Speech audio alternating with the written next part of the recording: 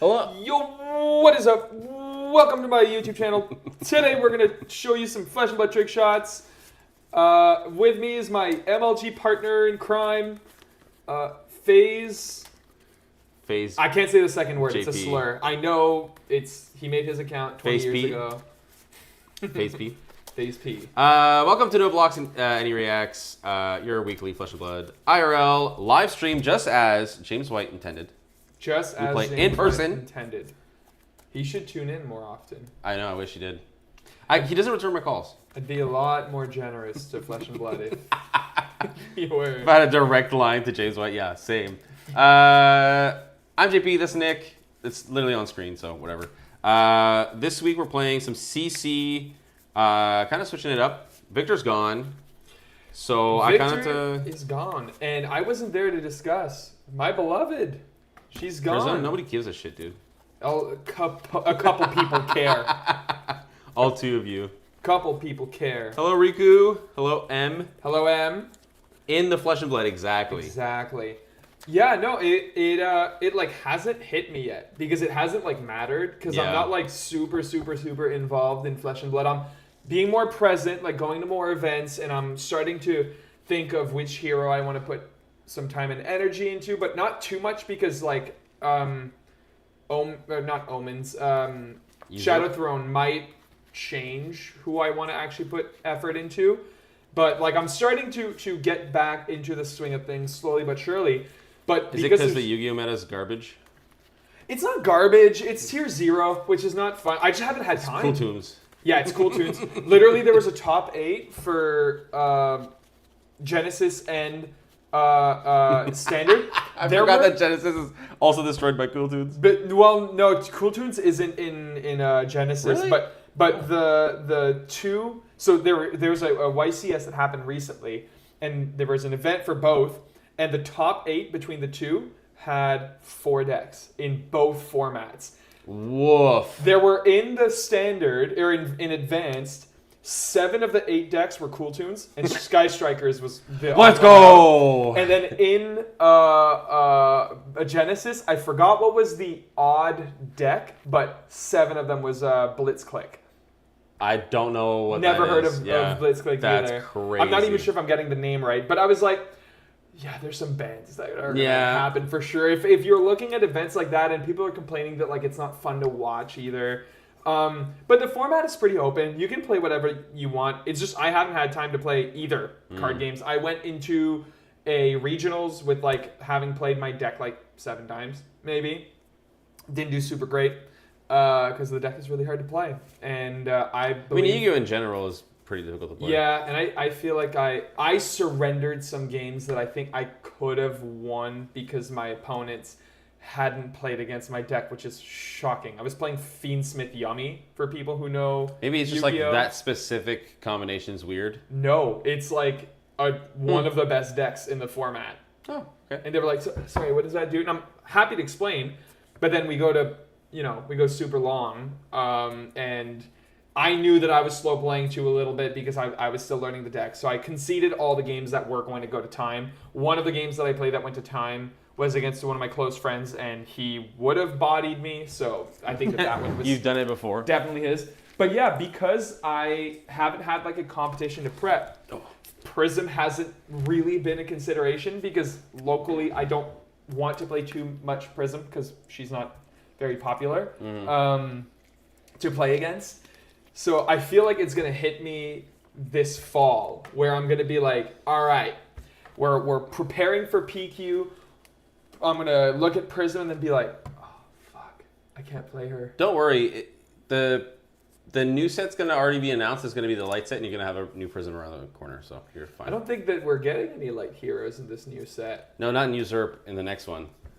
PQ season's going to be like in November, and they're going to start spoiling the new set before the end of the year. True. Is what I'm saying. True. But regardless. Or there could be a Shadow Prism, Goth Prism.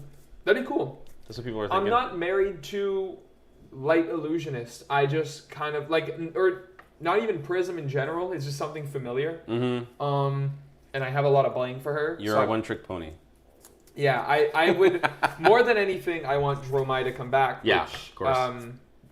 Dromai is kind of back in the form of Silver Age, Mm-hmm. which is why I've been thinking about that format a whole lot more than CC recently, because Dromai is very good in Blitz. Not Blitz. Silver Age. Silver Age. I think she's right decent now. in Blitz. She was okay in I know Blitz. one of, maybe. Yeah. That's what the big dragons are doing. Okay, let's catch up the chat. I have a crush on the the blonde blood guy. guy. The blonde Oh, it's guy. blonde. That's funny. The blood guy. I read blood at first. I was like, what the fuck is that talking about?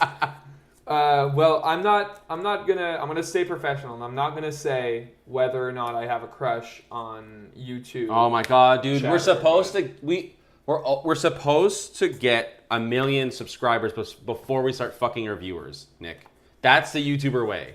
True. You have to wait. But regardless, Ocean Verde 6, I'll give you my Snapchat. you can talk to me there. Hopefully the 6 is your age. Hi, sisters. Prism is gone, and they could not. Prism is gone, and they could not let there not be an illusionist in the format. So here we are. I just realized something. Let me do something. Help us out. Is this easier? Yeah, that's a little bit easier. Oh wait, 1 second. I want to make sure I didn't fuck up the stream. No, okay, we're good. Yeah, listen. Zyggy's fun. Zyggy's not Prism or. It's funny that that's harder to read for me. Is it easier for you? It's the same. Ah, okay. Zyggy is, I think, the wet fart of Enigma currently. Yeah, because it literally is like what Enigma was like before. At her worst, in her least fun play pattern or play style. Not that I'm not having fun with Zyggy, I am, but I think that they will be so much better once LSS finds a way to make Aphroditeus playable. Aha, tick size. There you go. Excellent. For my old man eyes. The problem is I think it fucked up the actual stream text though. No? Nope. Oh, perfect. Look at sometimes I'm good at this shit, you know what I'm saying? Your sleeve is looking great. Thank you. I have a hair. Yeah, the sleeve looks better and better with each passing 3 weeks. I actually have a 2-month break, so there's not gonna be updates for a while. Yeah. And a financial and physical break. Financial, physical, and plus gives your time for you to process the tattoo and everything. If you get more ideas on shading stuff that you'd like to, I just want to be done. just want it to be done. Yeah, the halfway thing is stressing me out. Wait, Yu-Gi-Oh goes to time in Dude. 1 to 2 turns. Yes, but every turn takes 10 minutes. Yes, So- that's the thing. Riku, one of the things that made me hate competitive Yu-Gi-Oh was the fact that you have to fight the timer. You have to be okay with conceding a game that you potentially might win, so you have more time in your other games to win. And I hate that. Yeah. As someone who plays Flesh and Blood, I'm like, I want to see the game go to its natural conclusion, and with Yu-Gi-Oh, that's not a thing. Yep. When, JP and I have played untimed Yu-Gi-Oh games that have literally lasted 2.5 hours. Yeah. And they're so much fun. Yeah. But you can't, in a competitive setting, you can't really do that. I was faced, because it's a best out of 3 game, which, by the way, not the case in OCG. I know, I heard. OCG, there's no sideboard, and it's a best of 1. Is it still an hour? It's 35-minute rounds, so, which is about how long a long Yu-Gi-Oh game will last. Sure. When you know your opponent's deck and all that. So, but yeah, there's really there's an opportunity where you're playing against your opponent, you try to disrupt them, they don't. They still manage to go through everything that you have. And this happened at the last regionals I went to. And I just looked at my opponent and I was looking at his board. I was you have 5 negates, I have 3 cards in hand. Mm-hmm. I can't play through that. And I don't want to give you information on what deck I'm playing. So I'm okay, go to game 2. Without even playing a turn. That sucks. But what I hate even more is when you're they're halfway through the combo and you're I'm in the scenario where if they finish this, I'm fucked and I have no disruption. But there's 1 card in my deck that potentially could get me out of this, and I have to wait until you're done your turn, you pass for me to draw, and then concede. Yeah. That's it's so annoying. Yeah. We do that casually. Like obviously. When you play casually, I'm just gonna go like, you're going crazy. Yeah, okay, concede. Like it's just like because it's like I just have the one draw. But if both, basically like both players get the combo, whoever has the best combo after basically wins, and then you can have then the game starts. But sometimes some combos like stop you from doing your combo, which is kind of annoying. So yeah.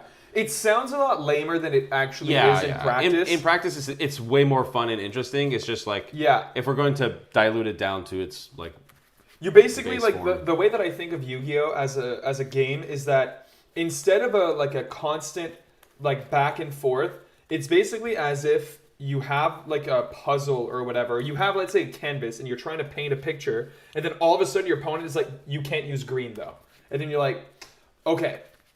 So now how do I get this done? Well, maybe I'll mix these two colors, and then your opponent's like, but you can't use red anymore. And you have to figure out how to get the best possible outcome out of your opponent fucking you over. And that changes because every deck plays different disruptions. And where it gets extra interesting is when you have that finished state, your opponent is able to somehow get through those kind of like traps that you've set up yourself. And then it gets really grindy. And the game becomes super interesting. And that's why it would take like 2 hours. It's because like after you've gone through that, like if you survive the first initial combo from each player, then it becomes a really interesting back and forth game. Yeah. Yu-Gi-Oh! Is by far the most complex and one of the most skill intensive that is unfortunately weighed down by a shitload of RNG. And competitively, like you said, you have to fight the timer, which is unfortunate because the way there's so many cards in the game that anytime they do changes to how the timer works, people will abuse it and will figure out decks that beat the clock. Like Fiendsmith used to be banned out the wazoo because one of the cards in it just burns your opponent by like synchroing it away or whatever. When it enters a graveyard, it burns your opponent. So what people would do is because the rules right before the ones we have now is when the timer's called, whoever has the lowest life loses. So what you would do is you would burn your opponent 1200 and then stall. Yeah. So like it's just not fun. And win in one game basically. Exactly. Unless your opponent like conceded. Yeah. No problem. I mean, Zyggy's have finished, so I'm sure a couple of sets and it will make sense. So it's solitaire for 10 minutes. Okay, so I'm never playing Yu-Gi-Oh! It's not for everyone. I really like it. It's a game that you have to give yourself a lot of time towards. I remember when I was first learning it, staying up to like 2 a.m. literally just playing solitaire. The problem too with Yu-Gi-Oh! Is that it's so much of its complexity I think is like artificial. So much of it is just word jumble garbage. Yeah. And so much of it could be fixed with like Magic does this, where there's a creature type line. Like they just do that, but with the name. So like Fiendsmith, they have to add Fiendsmith to the names. Instead, they just have an extra line of text that says like type Fiendsmith. So then all the names are not like 17 different words now. Like, you know what I mean? Like it's like so many things that they can do to change the templating to work to be less stupid. And that's the other thing too. Like sometimes like it takes forever because you're like, what the fuck does this card do? And it's like a fucking paragraph of text, and only like one line matters. So like you have to mentally train your brain to like scan and then highlight the important parts because there's a lot of word jumble in there. I think that they could do with a lot of serious changes to, like, I almost wish there was like a Yu-Gi-Oh 2.0 where they just completely change the frame and everything and have it so that it's organized a lot better. Isn't that speed duels? Kind of, yeah. But if they did that, because like I spoke to people who play the game often, and if you play against a rogue deck or a deck that you don't know inside and out, in competitions, you have to trust that your opponent isn't cheating. And people take advantage of that. You don't have time to look at what they're doing. Yeah. But fortunately, a lot of people, what they do is you let them kind of like, you can ask your opponent like really quickly, like, what does it do? What does it do or whatever? And when they're done comboing off, if you don't have any negates, like what I've done and what people have done to me is they'll say something like, okay, cliff notes, what do you have on the board? I'm like, negate here, and then 2 negates engrave or whatever. Yeah. And so for that, like, it helps keep the pace of the game, but it doesn't feel that great when you're like, oh, well, I didn't really know that doing that would have stopped this or whatever. So I didn't realize you just win the game now. It takes a lot of practicing, knowing your deck and your opponent's deck, and So yeah, not for everyone. It's incredibly skill intensive, and even then, sometimes you can practice for hours and hours and hours, and then just draw all your bricks, all your bad cards, and not do great. Because very often you'll see one hand in plus minus 2 cards, like in a whole game, right? It's not like Flesh and Blood where every deck or every card in your deck matters because you're likely going to see through at least a third of your deck, depending on your deck type. With Yu-Gi-Oh, you're playing multiple copies of cards because you want to see them in your opening hand, and you're playing as few copies of cards that you want to fetch out of the deck. Yeah, because there's a lot of searching and stuff, so Exactly. you don't need multiples. Okay, I'm glad we spent the first 15 minutes of stream talking about not fucking blood. When I watch Mugen, it always looks like I don't want to. I played this card. Oh, no response equals solitaire, or it's throw 3 different hand traps cards and then play your 1 card that makes 90 things happen. Yep.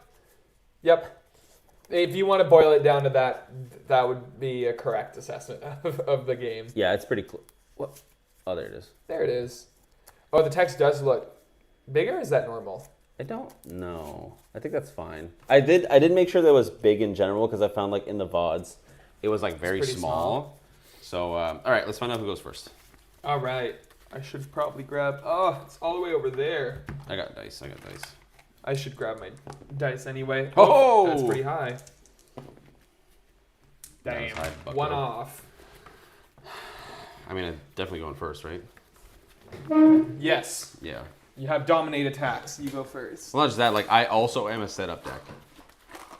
True. I can also just play a bunch of auras and pass. So yeah, that works. I'll go first. Okay.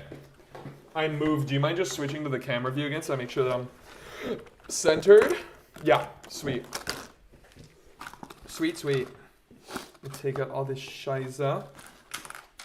I do have 1 battle worn equipment, so I'll take out 1 dice. All right. Good luck and have fun. Good luck. Have fun. So I have 2 options for my weapon. Where's my stuff? Like my other option is this, but I figured I want to just swing in for 6 whenever I can, make it annoying for Nick to block. I probably will switch it out just for fun, just test it out, but I think Anathos is pretty decent. Oh boy. I haven't seen Anathos in so long. Yuck, Refractor. Ooh, Valda running the Anathos. Yeah. Listen, I want to play Frodius so bad. It's not a good deck. It's just fun, though. Deck. It's very fun. Activate Tectonic Plating. Oh, cold foil check. Cold foil. Cold foil.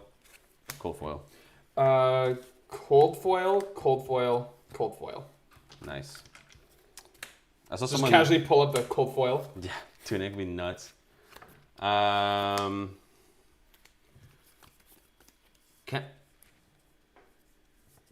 Cameron Steph. I think they're first time chatter. Yeah, I don't I'm recognize not the recognizing name. the name. Welcome. I don't know why I had this trouble. Dude, I have new glasses, new prescription. Nice. Still can't read.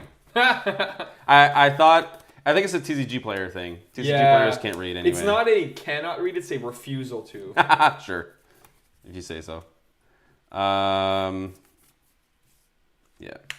And those for 6. Boop. No, boop. Oh, cold foil check. Whoa. Wow, look at that. one that you can sell. Yeah, for some reason. Damn, not even a cold foil tunic or plating. Shake my head. I know, we suck. Man, do you know how close I was at Nats to buy a cold foil Stormstriders? You should have. It's like 1700. Oh, this feels bad. Go to reactions. Yeah. Don't want to use a sync on turn 1, but I kind of have to because I don't have any other blocking cards. It's crazy. I'll pass priority. Nourishing Glow. Cool. I'll gain 1. I'll heave. Does it have a meaningful crush? No, it's anti-guardian. Right. It's destroy all auras, so I wish you were guardian because that'd be sick as fuck.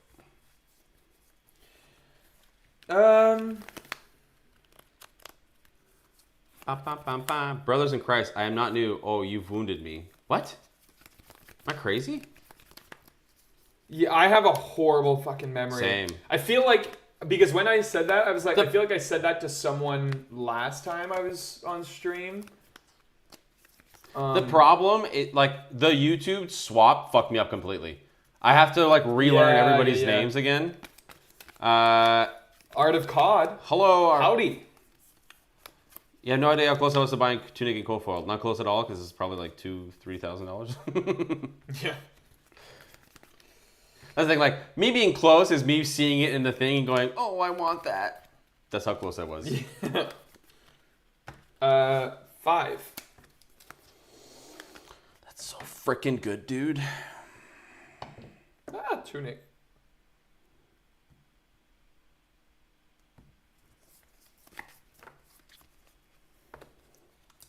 Block 3, take 2. Okay. I'm going to play Start a Spike. Okay. Arsenal and pass. You got it. Anything in response to my Seismic Surge? You want to ALS me, bro? I don't have an ALS. I transferred the money from my savings, but backed out while standing in line. Ooh, okay. Riku was fucking close. Oh my god. Okay. Sorry I doubted you, buddy. No response. Okay, cool. 5, go again. I play Fang. I've commented before saying yuck refractor. The 3 prison players at my LGS are crying right now, by the way. Okay, I do. Sorry, yes, I do remember you saying that. Was Nick on stream though, or was that last week's with David? It was with me. No, I remember. I remember. That's funny. 5. I'll say 5, go again. It's so funny. I have an extra thing that shows like dominate and go again and all this stuff, and I didn't bring it because David usually has a box full of dice and it's not here. But I'll say no blocks here, and okay. I'll take 2, and I'll have 1 resource and amp 1. All right. I will then send this with dominate for 10, and then I make a Seismic Surge from pitching this. Whee! This is such a crazy bad hand. Just block with all your cards. Only we're that easy. I mean, the dominate also is not helping. God, I wish this crush effect.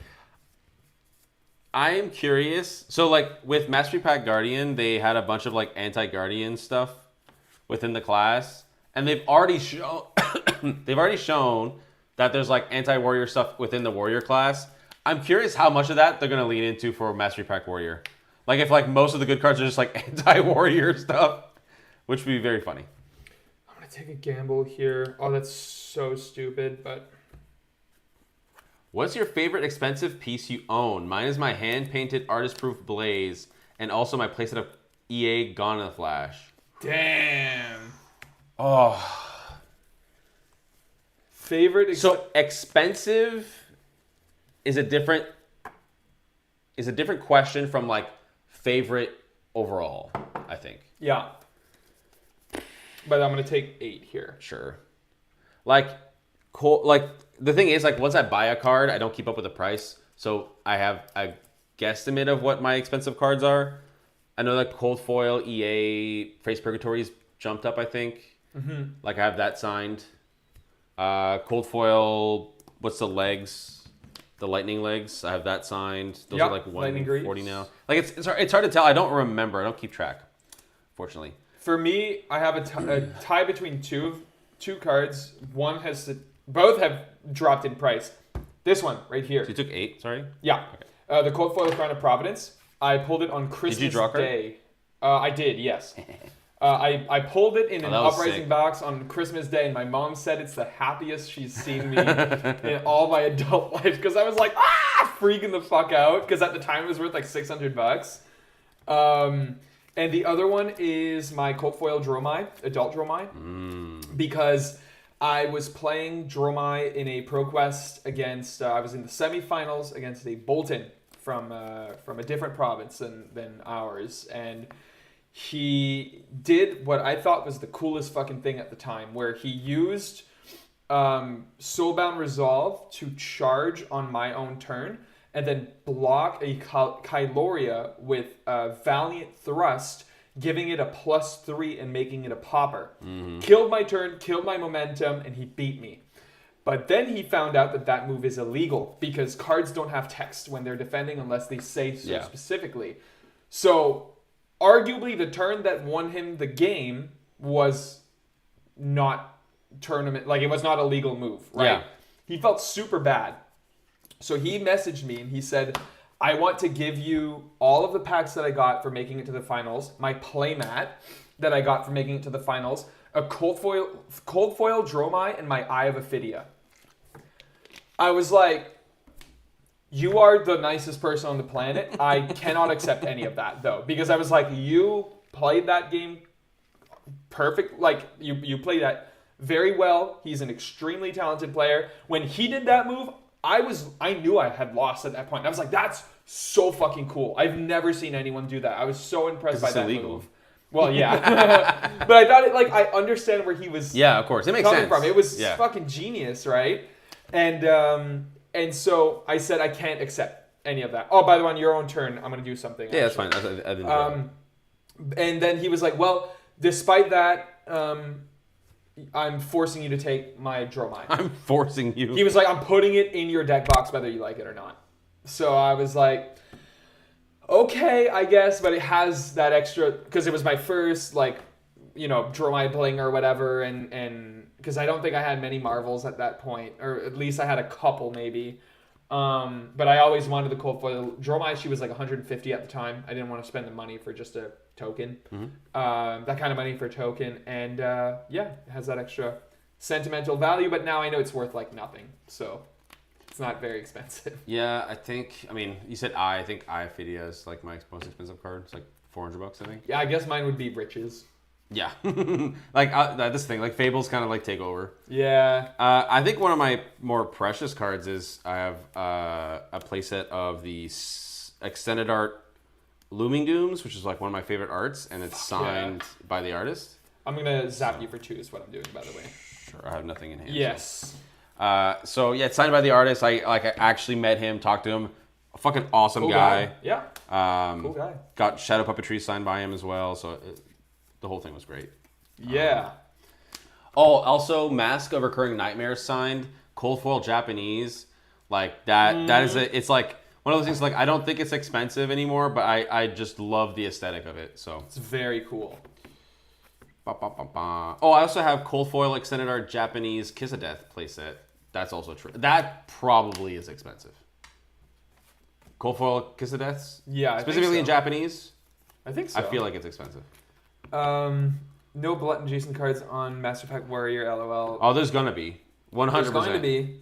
I've almost fully signed my Marvel Techlo deck, but I'm more special side. I'll say my custom Terra token by Federico. Oh, nice. Damn, that's sick. I want to meet Federico so bad. Gold foil Crown of the Minion. Damn. Okay, that's crazy. Tell me you have money without telling me you have money. Jesus. I know, right? Hello, what up, Liam? My treasured cards are my Marvel Figments for Prism. Nice. Arxis.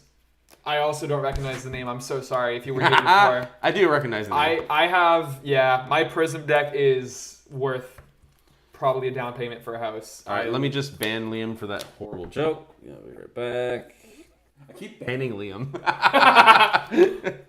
Okay, so on my turn, to start, I'll play one of my favorite Dromai cards, Scarper Scar.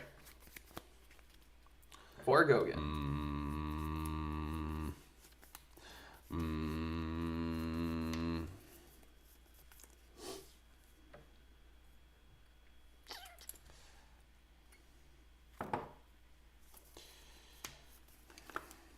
Interesting.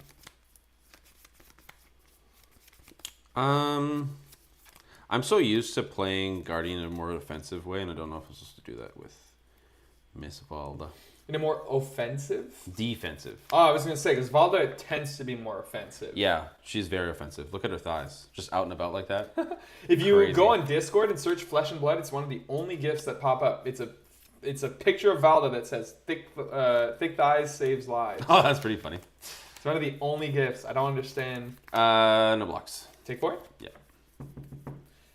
And we'll do 7. You're not gonna draw a card. I'm very sure. So I have like.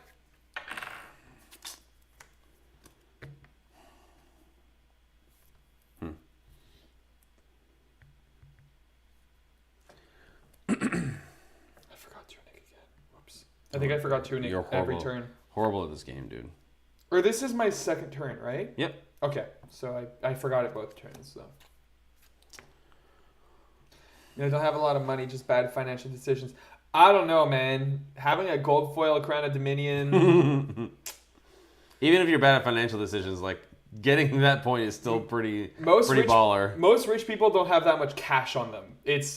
Most of them have gold foil Crown of Dominions laying around in vaults. Expensive artwork. Yeah, they put them on their wall. Yeah, the only gold foil I have is Talismanic Lens, which paid off because I bought it when nobody wanted it, and then Blaze became Sage Legal, and I was like, fuck yeah. I had Good Time Chapeau. I earned it fair and square. Yeah, and that card's CC viable right now. True. Fucking Betsy is genuinely very good. Yeah. Like, it's weird how, like, Victor leaving, like, all the rest of the Guardians I think are pretty flat in terms of, like, who's the best. Yeah. Like, Betsy, like, with Good Time Chapeau does do some crazy shit. It's just cool. Just like 7 overpower every turn, make a gold, might, and vigor is like, okay. All right. Take 4. Just thinking about the other stuff. More blocks. Yeah.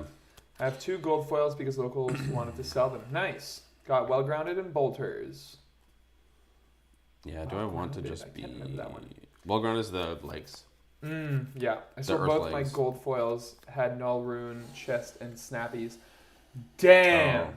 Oh. Those are some... Did you earn those like at Pro Quests or events like way back in the day? Or did you buy them?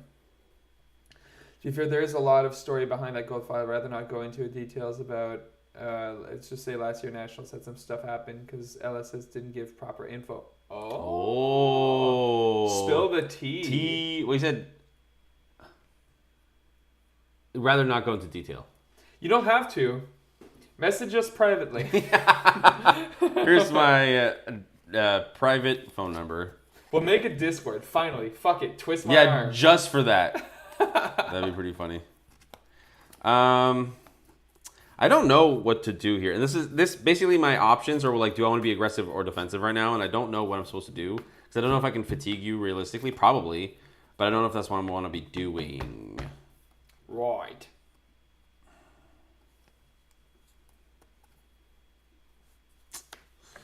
Because, like, I can block... I'm blocking 3, I think, no matter what.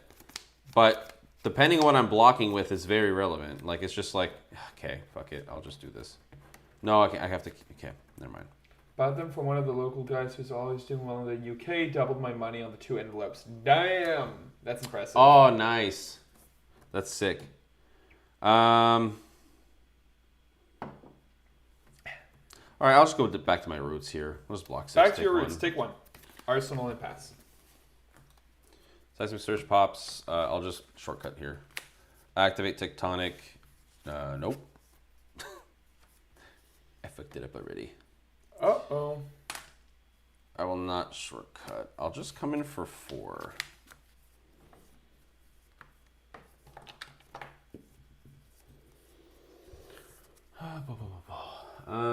Let's see. Catch up the chat. I do have a Coldfoil Will of Arcana signed. Same with Coldfoil Ring of Roses and Coldfoil Waning Moon. Wow, that's pretty sick. I also have Coldfoil Ring of Roses and Waning Moon signed. I am missing a will. I'm so mad. I have a specific retail store in Japan that ships to Canada, and they had a Coldfoil Will for like $60 in Japanese. Damn. And I was like, I was saving up for it, and I was like, it's not really playable. I'll just buy it when I have the time. And then now it's just both out of stock and also way more expensive than 60. So I'm like, fuck. I should have fucking bought it when I had the chance. Okay, so the smaller Nats had the Info CRM gold foil, but they wanted to give him a happy surprise with giving everyone L. I bought it as a C. Oh, that's interesting. Wait, so there were small ads that had the Info CRM gold foil, but they wanted to give him a happy surprise with giving everyone an L. I bought it as a CRM. So basically, the sealed envelopes for smaller nats, Yeah. they're only up to Majestic. Yes. But what LSS didn't tell them is that they all gave them legendary ones instead. So when Riku was buying the sealed envelope, people thought it was an envelope that goes up to Majestic, but there was an L. Legendaries. Yeah. Holy So so you guys should make a Discord. True. I mean, we could. It's pretty easy. There's a lot of bots and stuff that just kind of like sets up a whole like all the channels that you'd see in one of these. Fair enough. So you blocking it out? Blocking it out. Anything on my turn? Nope. Arsenal. I'm okay with that. 2 cards from your hand. Yeah, your deck. it's not a really playable hand. Oh boy. Tunic. I'll zap you. Yeah, I have no AB. Haha, no Scarf or Ace Scarf. bending. Yep. And pass. All right. Anything on my turn? Nope. I will start my turn with a Tectonic Plating. Pitching a Pummel. Anything in response here? No. I will Anathos, and I will pitch a Battle Pulp, a Pummel, and a Spinal Crush. That second cycle's gonna suck dick. Yeah. Well, wait till I'm gonna fuck around with some of this, and I'm gonna make it so that it doesn't suck. But yes, it's gonna be pretty brutal. Yup. Anything on my turn? No. That's funny. 1, 2, 3, and 4. 4. Potentially go again? You have a full grip on top of that? Yup. Sheesh.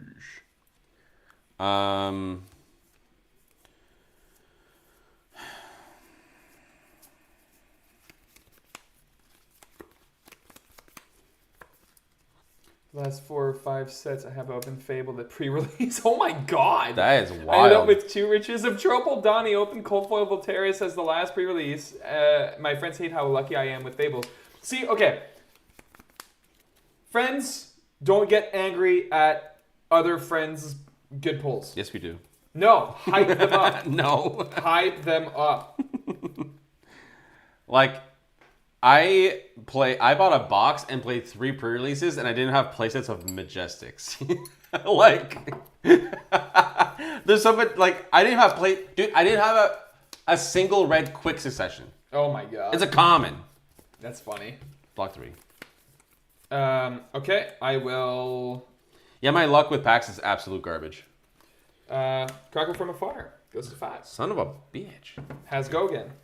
We still haven't seen a Voltaire's locally, and someone opened 13 cases? Holy shit. Oh my god. We've had Voltaire's opened, I think, locally. I think 1. Yeah. Oh, God. Block 3. Okay, I'm going to play Corrosive Space Dust, so that gives it go again. Mm-hmm. Let's chew float. And then 5. Yeah, so take 1. I thought I did take it, but yeah. And then I'll attack with my Spectral Shield, because it's funny. No, that's dangerous. Because I was watching you perform Nats, yeah, yep. Actually, yeah. 5.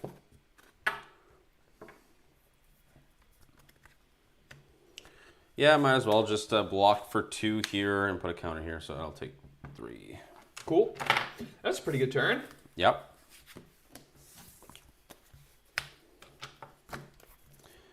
Over to you. All right, start turn, Seismic Surge. Any responses here?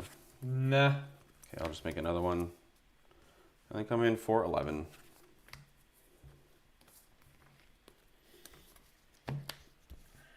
So this is... I had the trade for the Reds. Yeah, it's fucking... It's crazy. I still don't think I have a full... I didn't have a natural quick success...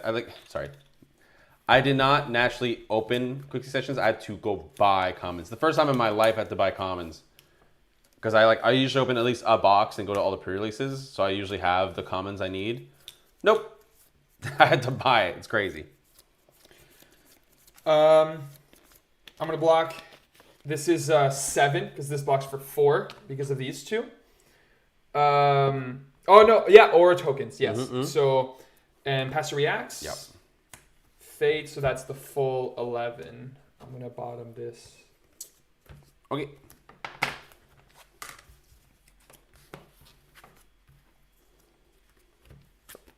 I'm going to Tunic.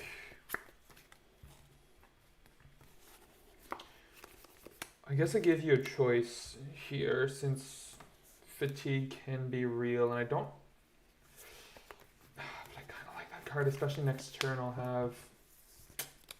Yeah, I'm just gonna Arsenal. We opened a box and ended up with one of each color. Crazy. Oh my god. Seismic. Yeah. God. This sucks.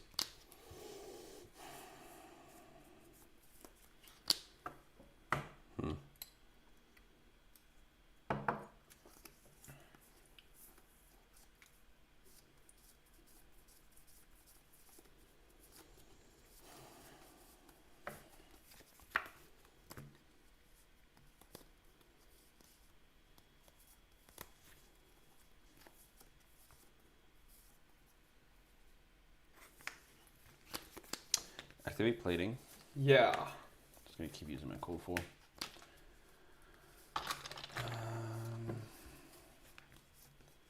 And then swing in for 6.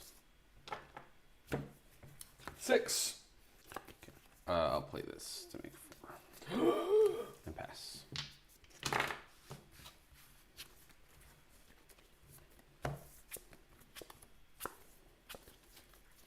Tunic. Gone in a flash.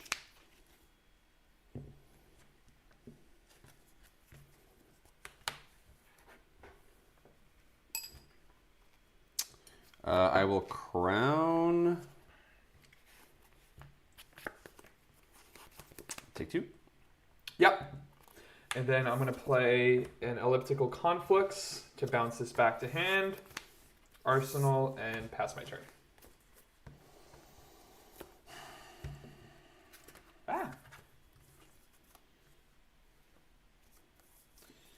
Oh, that's a hand. So these pop.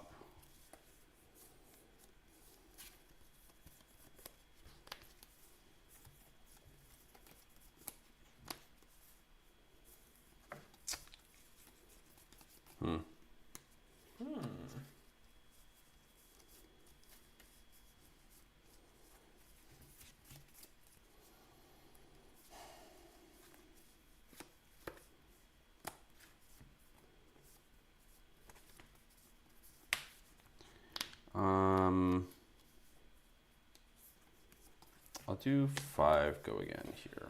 No blocks, pass or reacts. I'll play Leyline of the Old Ones. Ooh. So it makes 1 on enter, and then whenever I deal damage. Yep.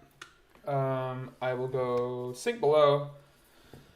I'm going to sink this card. Interesting. And let the Spectral Shield get eaten up. Okay. You drew a card? Yes, I did. Unfortunately.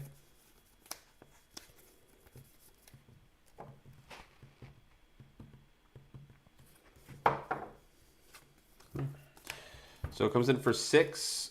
Because I've controlled Seismic Storage Token, I make another one. Boop. So it comes in for 6. Pass or reacts. Yeah.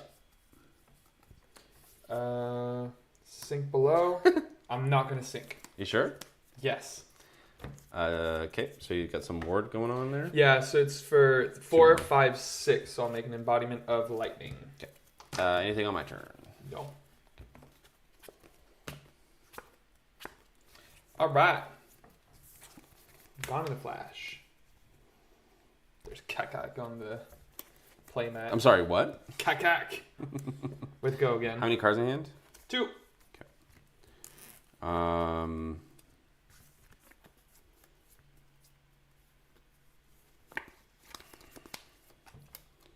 I will block 2 here. Okay. Take 2. Yes. I'm then going to play a Stardust Spike to bounce it back to hand. Mm-hmm.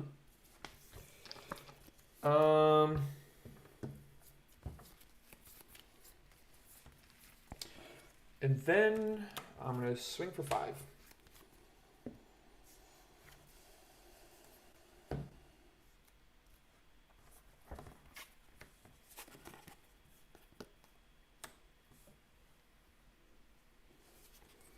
I'll just block 2. Take 3. Take 3. Arsenal and pass. All right, start turn Seismic. Any reactions here? Nah. Okay, so then I'll activate Detect Plating so that I don't lose my ley line. And then I will come in with put them in their place for 10 Dominate.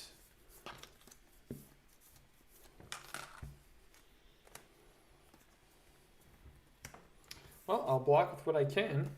3, 4, 5, 6, 7. That's just an on hit, right? Oh no, it's crush. It's Crush.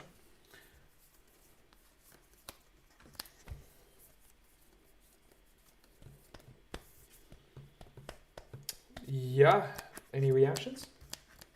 He Bad. has it. Okay. 14. So 1, 2, 3, 4, 5, 6, 7. 8 if you blink it, technically.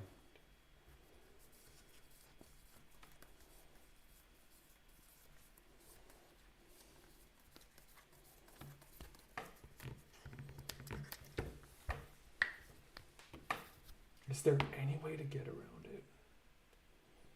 I mean, you have more. Technically, you can destroy this. So if you blink this and destroy this, you'll take 3. So the crush won't happen, Mm-hmm. but I'll still have to discard unless I get rid of my hand. Yep.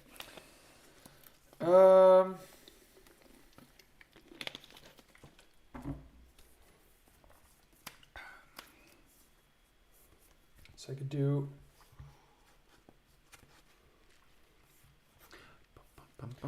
3, 4, 5, 6, 7, 8.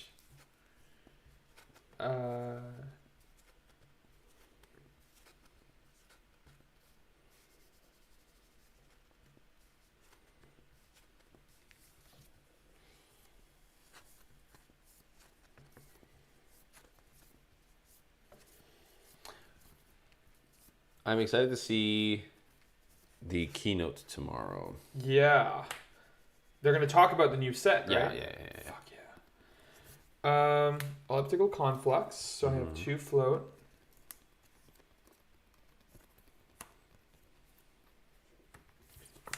I mean, I guess I should just preserve health because I'm going to have to discard it anyway. Sure, Start yeah. a spike Well, you can respond to this and play it if you want to.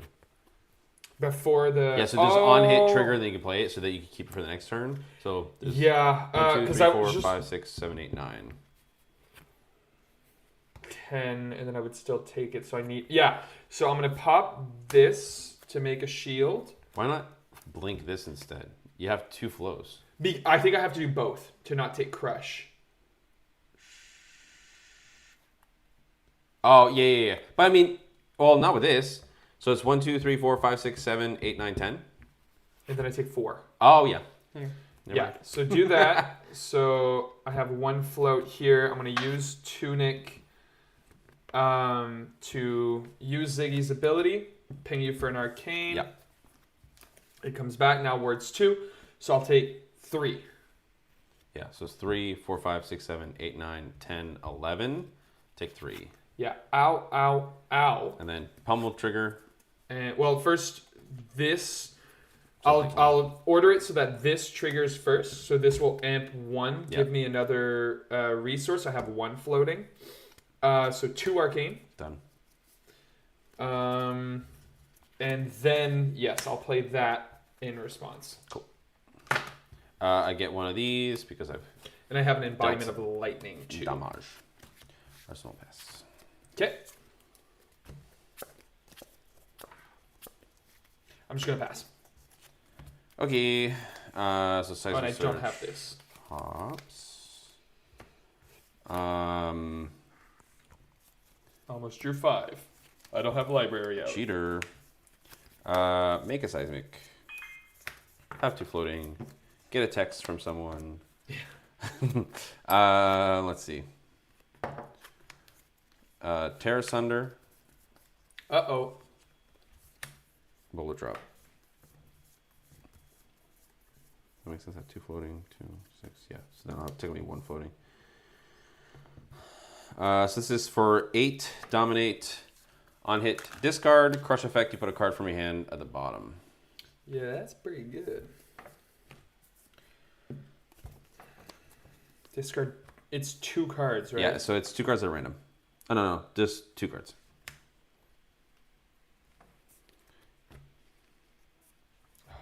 Well, I have to block with that.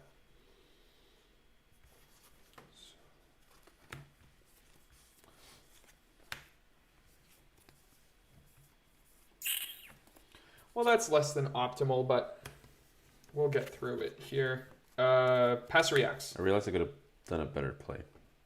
You're good. Fate, what could you have done? Attack with a bigger card. Oh. I miscalculated. I didn't think I had 1 extra floating. Oh, I see. Well, we can take it back. Sure. Yeah. So this is for 10, dominate. Okay. Can I reach 10 is the question.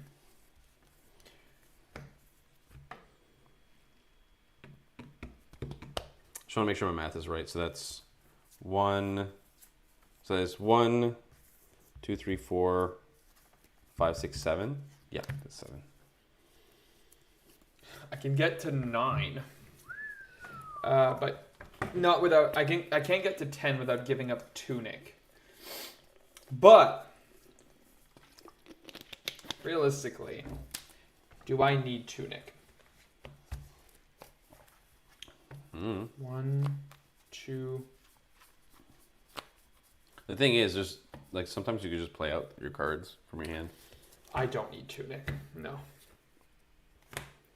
I have 1 Elliptical Conflicts left. That's like the most gas card to use it with.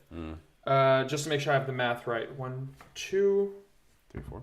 3, 4. Wait, what the fuck am I talking about? I think my math is wrong. Was it with the 8 instead of the 10? Well, with the 8, I can do it without Tunic easily. Yeah. So this is... So if you do all this, you need 6 more. No. I'm just... I'm stupid. We got him live. We got him on tape. Pass to reacts. Yeah. Fate Foreseen. Mm-hmm. I like that. I'll keep it at the top. And then the rest is Coalescence. Yep. So this is 4, 5, 6, 7, 8, 9, 10. So I amp 1, gain a resource, but it's not going to amount to anything. That's not very positive. Well, I don't have a way to play it out.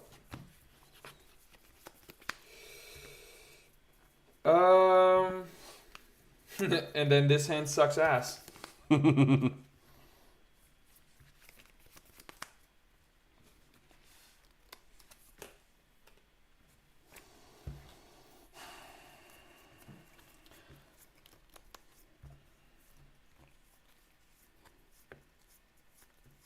because I definitely don't want to arsenal that.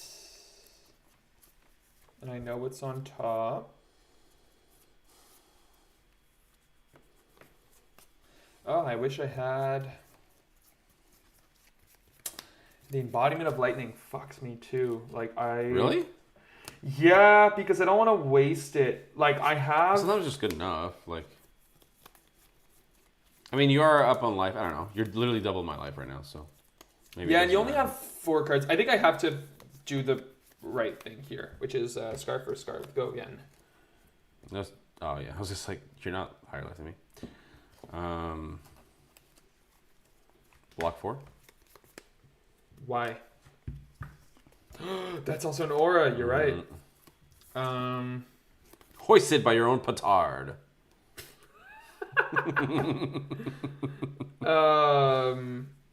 You have 3 cards. Yeah. It's just actually not worth it. Okay. I'm gonna pass. So Seismic Surge. I'm gonna make it so that. Oh right, that's why I need Tunic. That's right.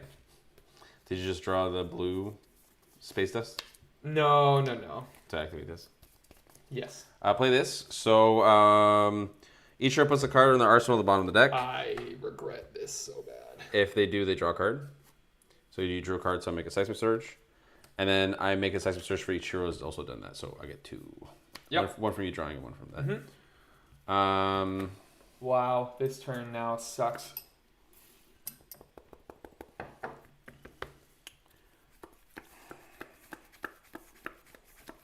God, giving you 5 cards kind of horrible.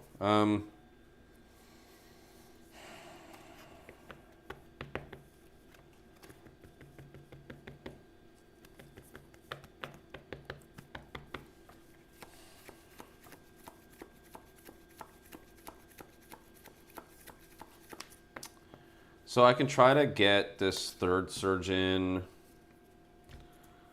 I just think that it's probably correct to do this. Coming for 4. Block 3. Okay. Take Aha, I got the 3rd. Let's go. Arsenal pass. Okay.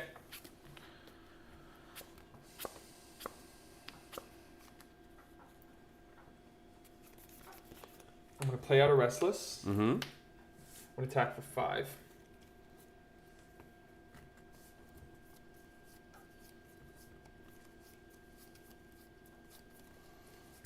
Block 3, take 2. I'm going to give it go again. Okay.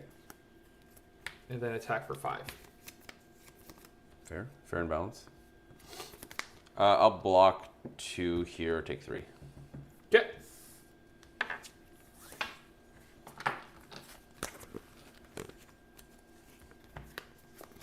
Alright, so I turn Seismic.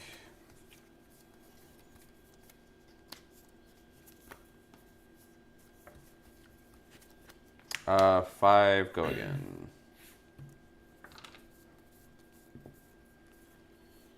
No blocks past reacts. Go for it.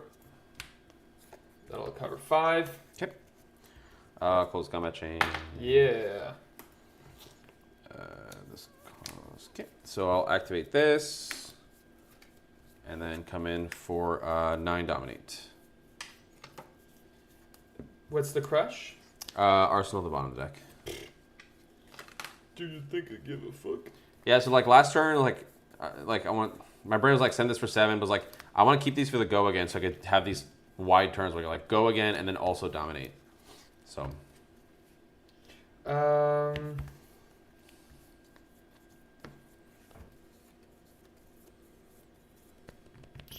say no blocks. Okay. I'll take 7. Yeah. So I'll hit Seismic and I'll pass. Yep.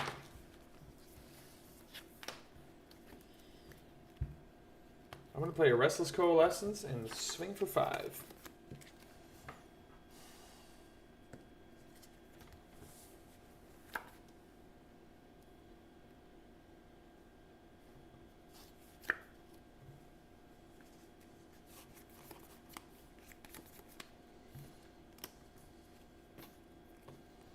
Sucks that I'm at 9.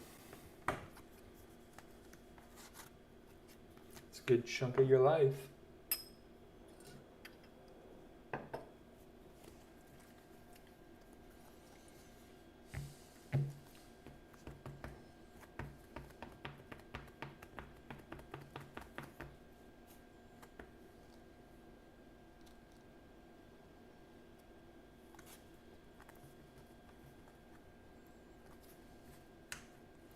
Block 3, take 2. Take 2. Arsenal and pass. I think I'm realizing in this matchup, Leyline is not that good because I'm probably not hitting you as much. So wasting time and resources for it, you know? You've been hitting, though, so... 9.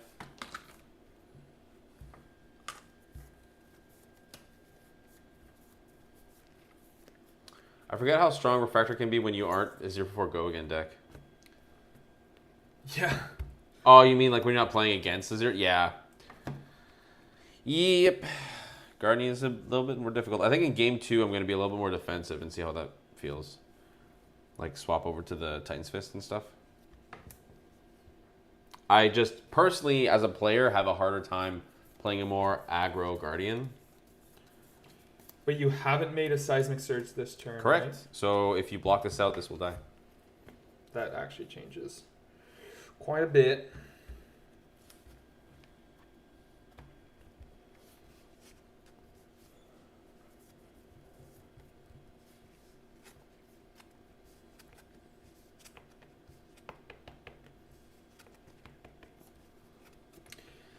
think I want to keep momentum here. I shouldn't take the bait. Pass reacts. Yep. Shelter. Take 2. Yeah. Ow, ow. Got him. Yeah, I dislike very aggro guardians, but I have been liking Betsy recently. Nice. Yeah, Betsy's like a kind of like cool middle ground. Yeah, you were a Victor player. You must be pretty sad about the Nepo baby leaving the game. I do like Jarl's position in meta, but yeah, I still hate illusionists. 7. To be fair, I don't feel like Ziggy's that really illusionist, I'm gonna be honest. No. He's an illusionist the same way that Enigma was an illusionist, but worse. Yeah. Oh, I touched the mic. Sorry if it made some pops. That's lethal, baby. Is it? Mm-hmm. Are you sure about that? Are you sure about that? What's the thing? The record is on screen right now. I am getting quite low in cards, though. Yeah. I think, like, I think we're even, though. Since you're at 7... 4, 8, 12, 16, 20... Yeah, I'm like 20... 21. Yeah, I'm way more than that, so I'm good. 26. Yeah, fair enough. Yeah. Yeah, the horse is no longer in the room, but later in his life, it was less that I liked. I super fatigued. You didn't enjoy playing Super Fatigue Victor? Oh, I understand. Yeah. Yeah.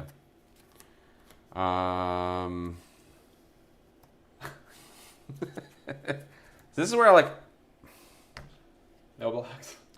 Fuck no. That's crazy. I think it's probably correct to... The problem is that you can just still shoot me with Arcane. I think I'm out of Stardust spikes, if my math is correct. So your It's kill just shot... Space dust, right? Well, I You- have you've corrosives. seen 2, right? So I've seen 2. Oh, yeah. I'm still on the waiting for Terra train. I'm the same with Blaze. Can't wait for Blaze. So I'm blocking 4. Revealing, put him in the place. Okay. Taking 3. Yeah. Arsenal pass. Yeah, I think if you're below, given that you don't have AB, you want to try to stay right where you are. Yeah. At 3 or lower, you're in kill shot. Kill shot. Kilimanjaro. Activate. I almost use your dice. And then attack for 11.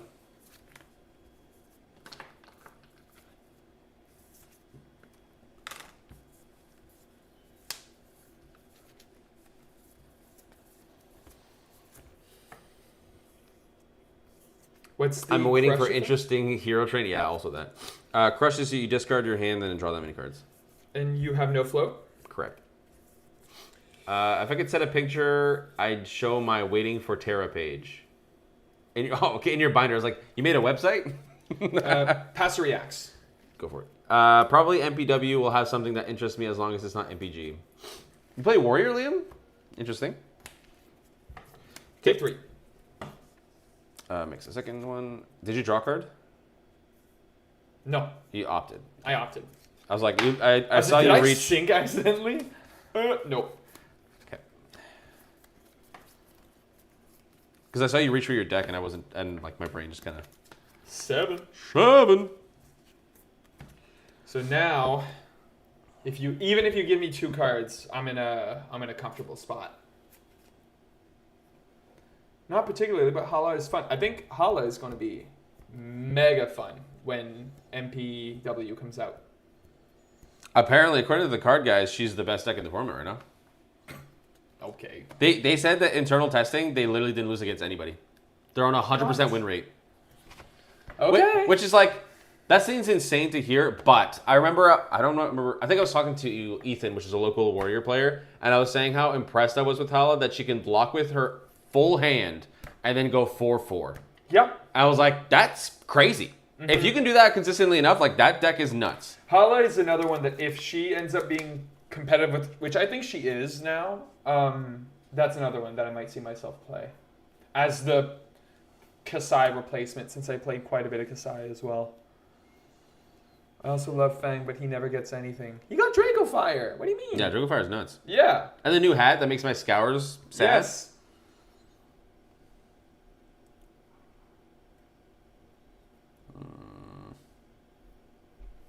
Block 6, take 1.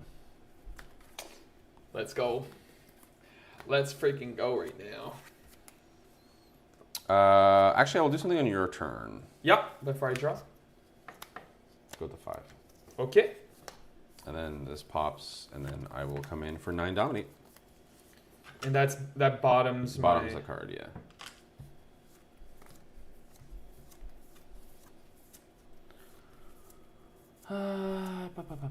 Not particularly, but Hala is fun. Okay, yeah. Sorry.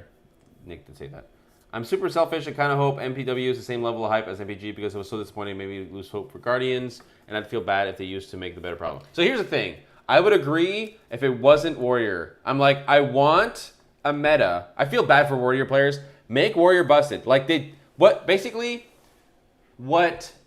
MPW, so your issue with MPW being too good is what I feel most Warriors feel with Assassin. They're like, why is Assassin doing everything cooler than us?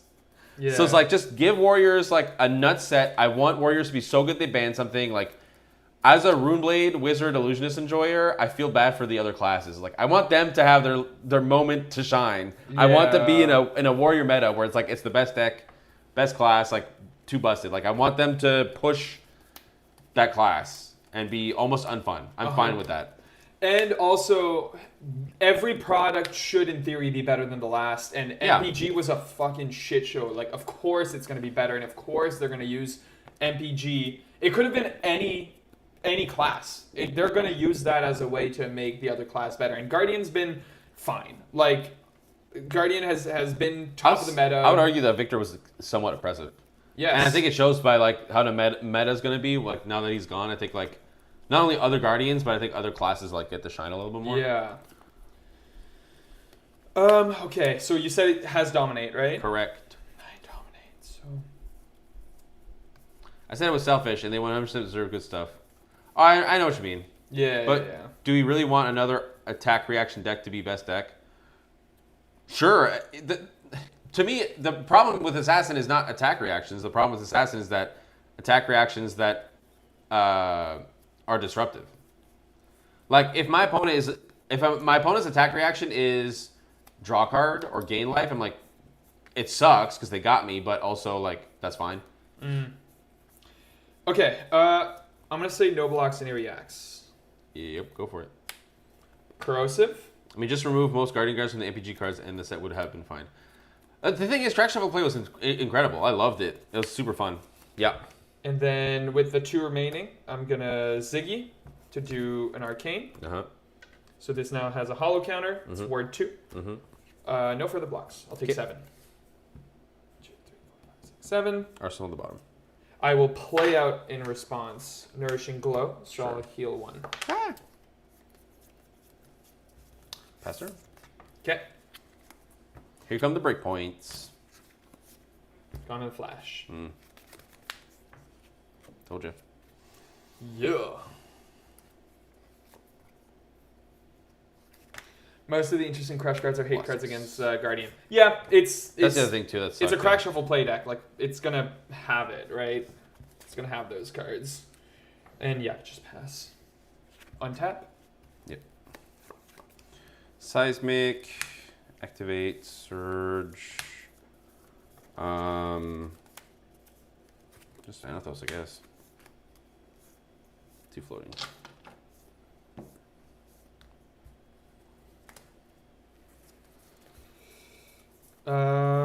We never got to play Crack Shuffle Play either, so the set was even worse. Oof, yeah, that's pretty rough. For 6? Yep, sorry. Yeah, like, for example, like, I enjoy playing against Warrior, because, like, oftentimes, like, when you've played against a specific Warrior enough, you can math out the attack reactions. Against Assassin, their pivots are too good as well. Like, when I'm playing against Dory, I'm like, it's all in multiples of 3, so I can like kind of math it out. Or with Fang, I'm like, okay, the first one's probably going to be just +1 go again, and then the big attack second. Same with Kasai, Blade Runner is +1 or just go again, and then the next thing. Slice and Dice is the second attack. You know what I mean? So you can kind of math it out in your head where like, if you're going to be defensive against the two-handed warriors, you block the second attack because that's usually the one that has the big stuff. You can still like kind of go around it, but like with assassin, they'll go like, I'm attacking for 1, and you're like, cool, I'm taking 1. And they're like plus 12, and you're like, holy shit, okay, never mind. Or like you'll block it out because you think, yeah, my hand sucks, I'm gonna block it so I'm not marked, and they're like, okay, codex, leave no. You know what I mean? Like, oh my god. Or like CNC when you have an arsenal. Like there's like the pivots with assassin, I think is the bigger issue than the attack reactions in my opinion. And then I'm going to play an elliptical conflux. I will not heal 1. Sucker. So, yeah, this is blocking 1, 2, 3, 4, 5. I'll take 1. I thought you had a pummel. You wish. I'll get a embodiment of lightning. I do agree with assassins. So also I would not have mine if MPG sucked, but I gave Guardian an identity. Yeah, the thing is with Guardian in general right now, since heavy hitters, it's felt very warrior-like, where they're like every new set is completely different. Yeah. Like we're not gonna look at any of the previous card pool, which sucks. Scar for Scar with Go again. Yeah, the best. IKEA set for Valda without instructions. That's pretty funny.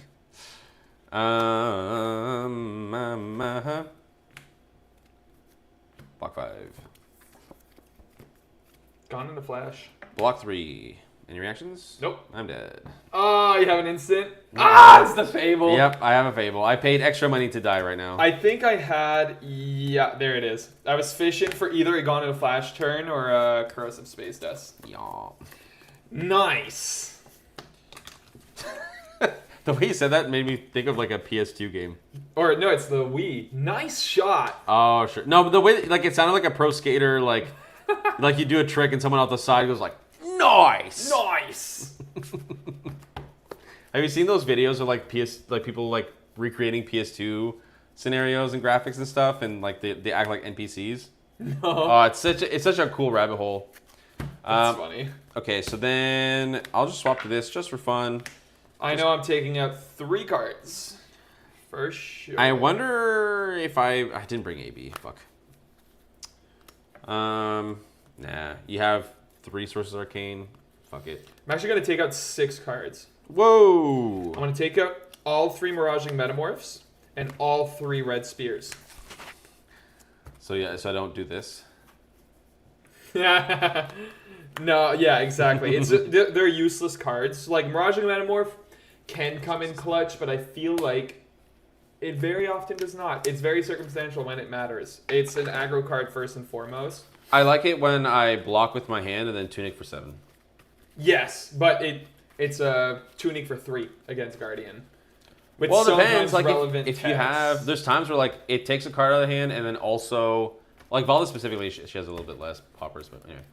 I mean, Super Slam was just weird because of Reviled and Revered. Like the whole Super Slam set was like it didn't feel very Guardian.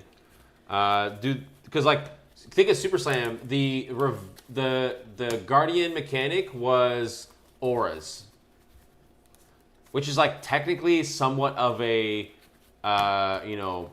callback to Crucible, which had some setup auras, but like, well, it's not quite the same, right? Like, they do the opposite of what the class is supposed to do. Yeah, it's true. Hey, Electrum, welcome. Hello, Electrum. So, who's going to the Pro Tour? Not me.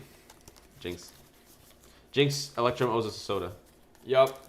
Not me and most of Europe. Yeah. That's the other thing, too. I'm like, I don't know if I necessarily want to cross the border. Where is it, the Pro Tour? It's Las Vegas, Las right? Vegas, yep. yeah. Nope. No thanks, buddy. I don't know how true this is, but I think that they're now doing this thing, or at least maybe it's been a thing for the last couple of months, where they now check your social media history when you cross the border. Yeah. Which is...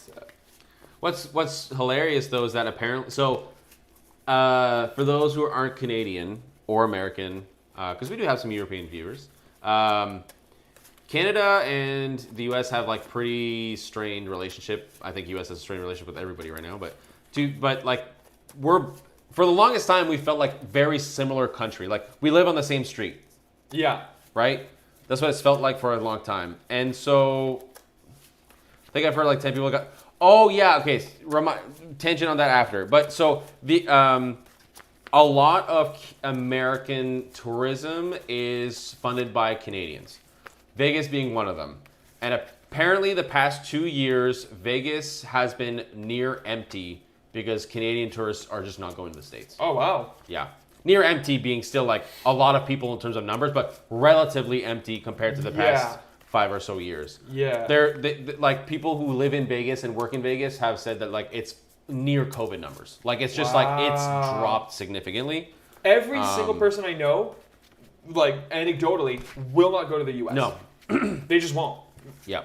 I qualified, but won't step in the U.S. and that's just that sense. Yeah, exactly. Someone on Fat Twitter was tweeting about, can we stop tier 4s in the U.S.? I think that was me. Electrum, that was me that tweeted that. Yeah. I literally said, there's like, why go to the States when Canada's right there? Yeah.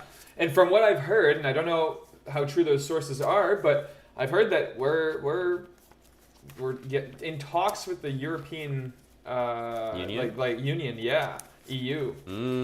We're in Eurovision and stuff like that. So like Eurovision and European Union are two no. different things. I know, but like we are part of the Commonwealth, like so. Yeah, our right. relationships with Europe are fairly good, as far as I'm aware. A lot better than the fucking neighbors downstairs. Sure, so.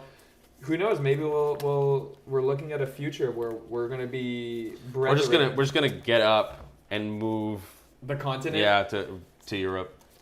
Have you heard You're of not Pangea 3.0? Evan Tanguy. What? Oh. That's the guy. That was tweeting about it today. Okay, today, but I have literally said that almost word for word like 3 months ago. To be fair, you can look at my Twitter history. I'm not. Don't lying. look too far though. Yeah, don't scroll too far. You had a conservative phase. Okay, there was a tangent I want to talk about. Oh yeah, okay. This makes me so mad. So there was a kid. I don't know if you remember this, but there was a kid that had qualified for the Pro Tour. He was like 14. Yup. And you know we were all rooting for him, and he got a sponsor, and he was Speak for going. yourself. Okay. I think I remember the bit on stream was that I was saying that he was illegally playing Flesh and Blood because he wasn't 16, over 16. Wow. Yeah. Anyway, proceed. I will. Thank you. So anyway, so he was going to be like the youngest player who qualified for the Pro Tour. It's going to be really awesome. He got sponsorships and everything, and then they applied for his visa, and he got accepted. So we were like, let's fucking go. And then like last week they got denied. Yeah, so you can't go anymore. And I'm like, that's such bullshit. Like if it was literally, if this Pro Tour was anywhere but the States, this wouldn't be a problem. It's fucking stupid. Yeah, it's so stupid. I find it discouraging that Flesh and Blood is I know they planned this shit way in advance, but like, and they probably want to stay apolitical or whatever, but like, come Mateo, on. Yes. Thank you. Sorry, what were you saying?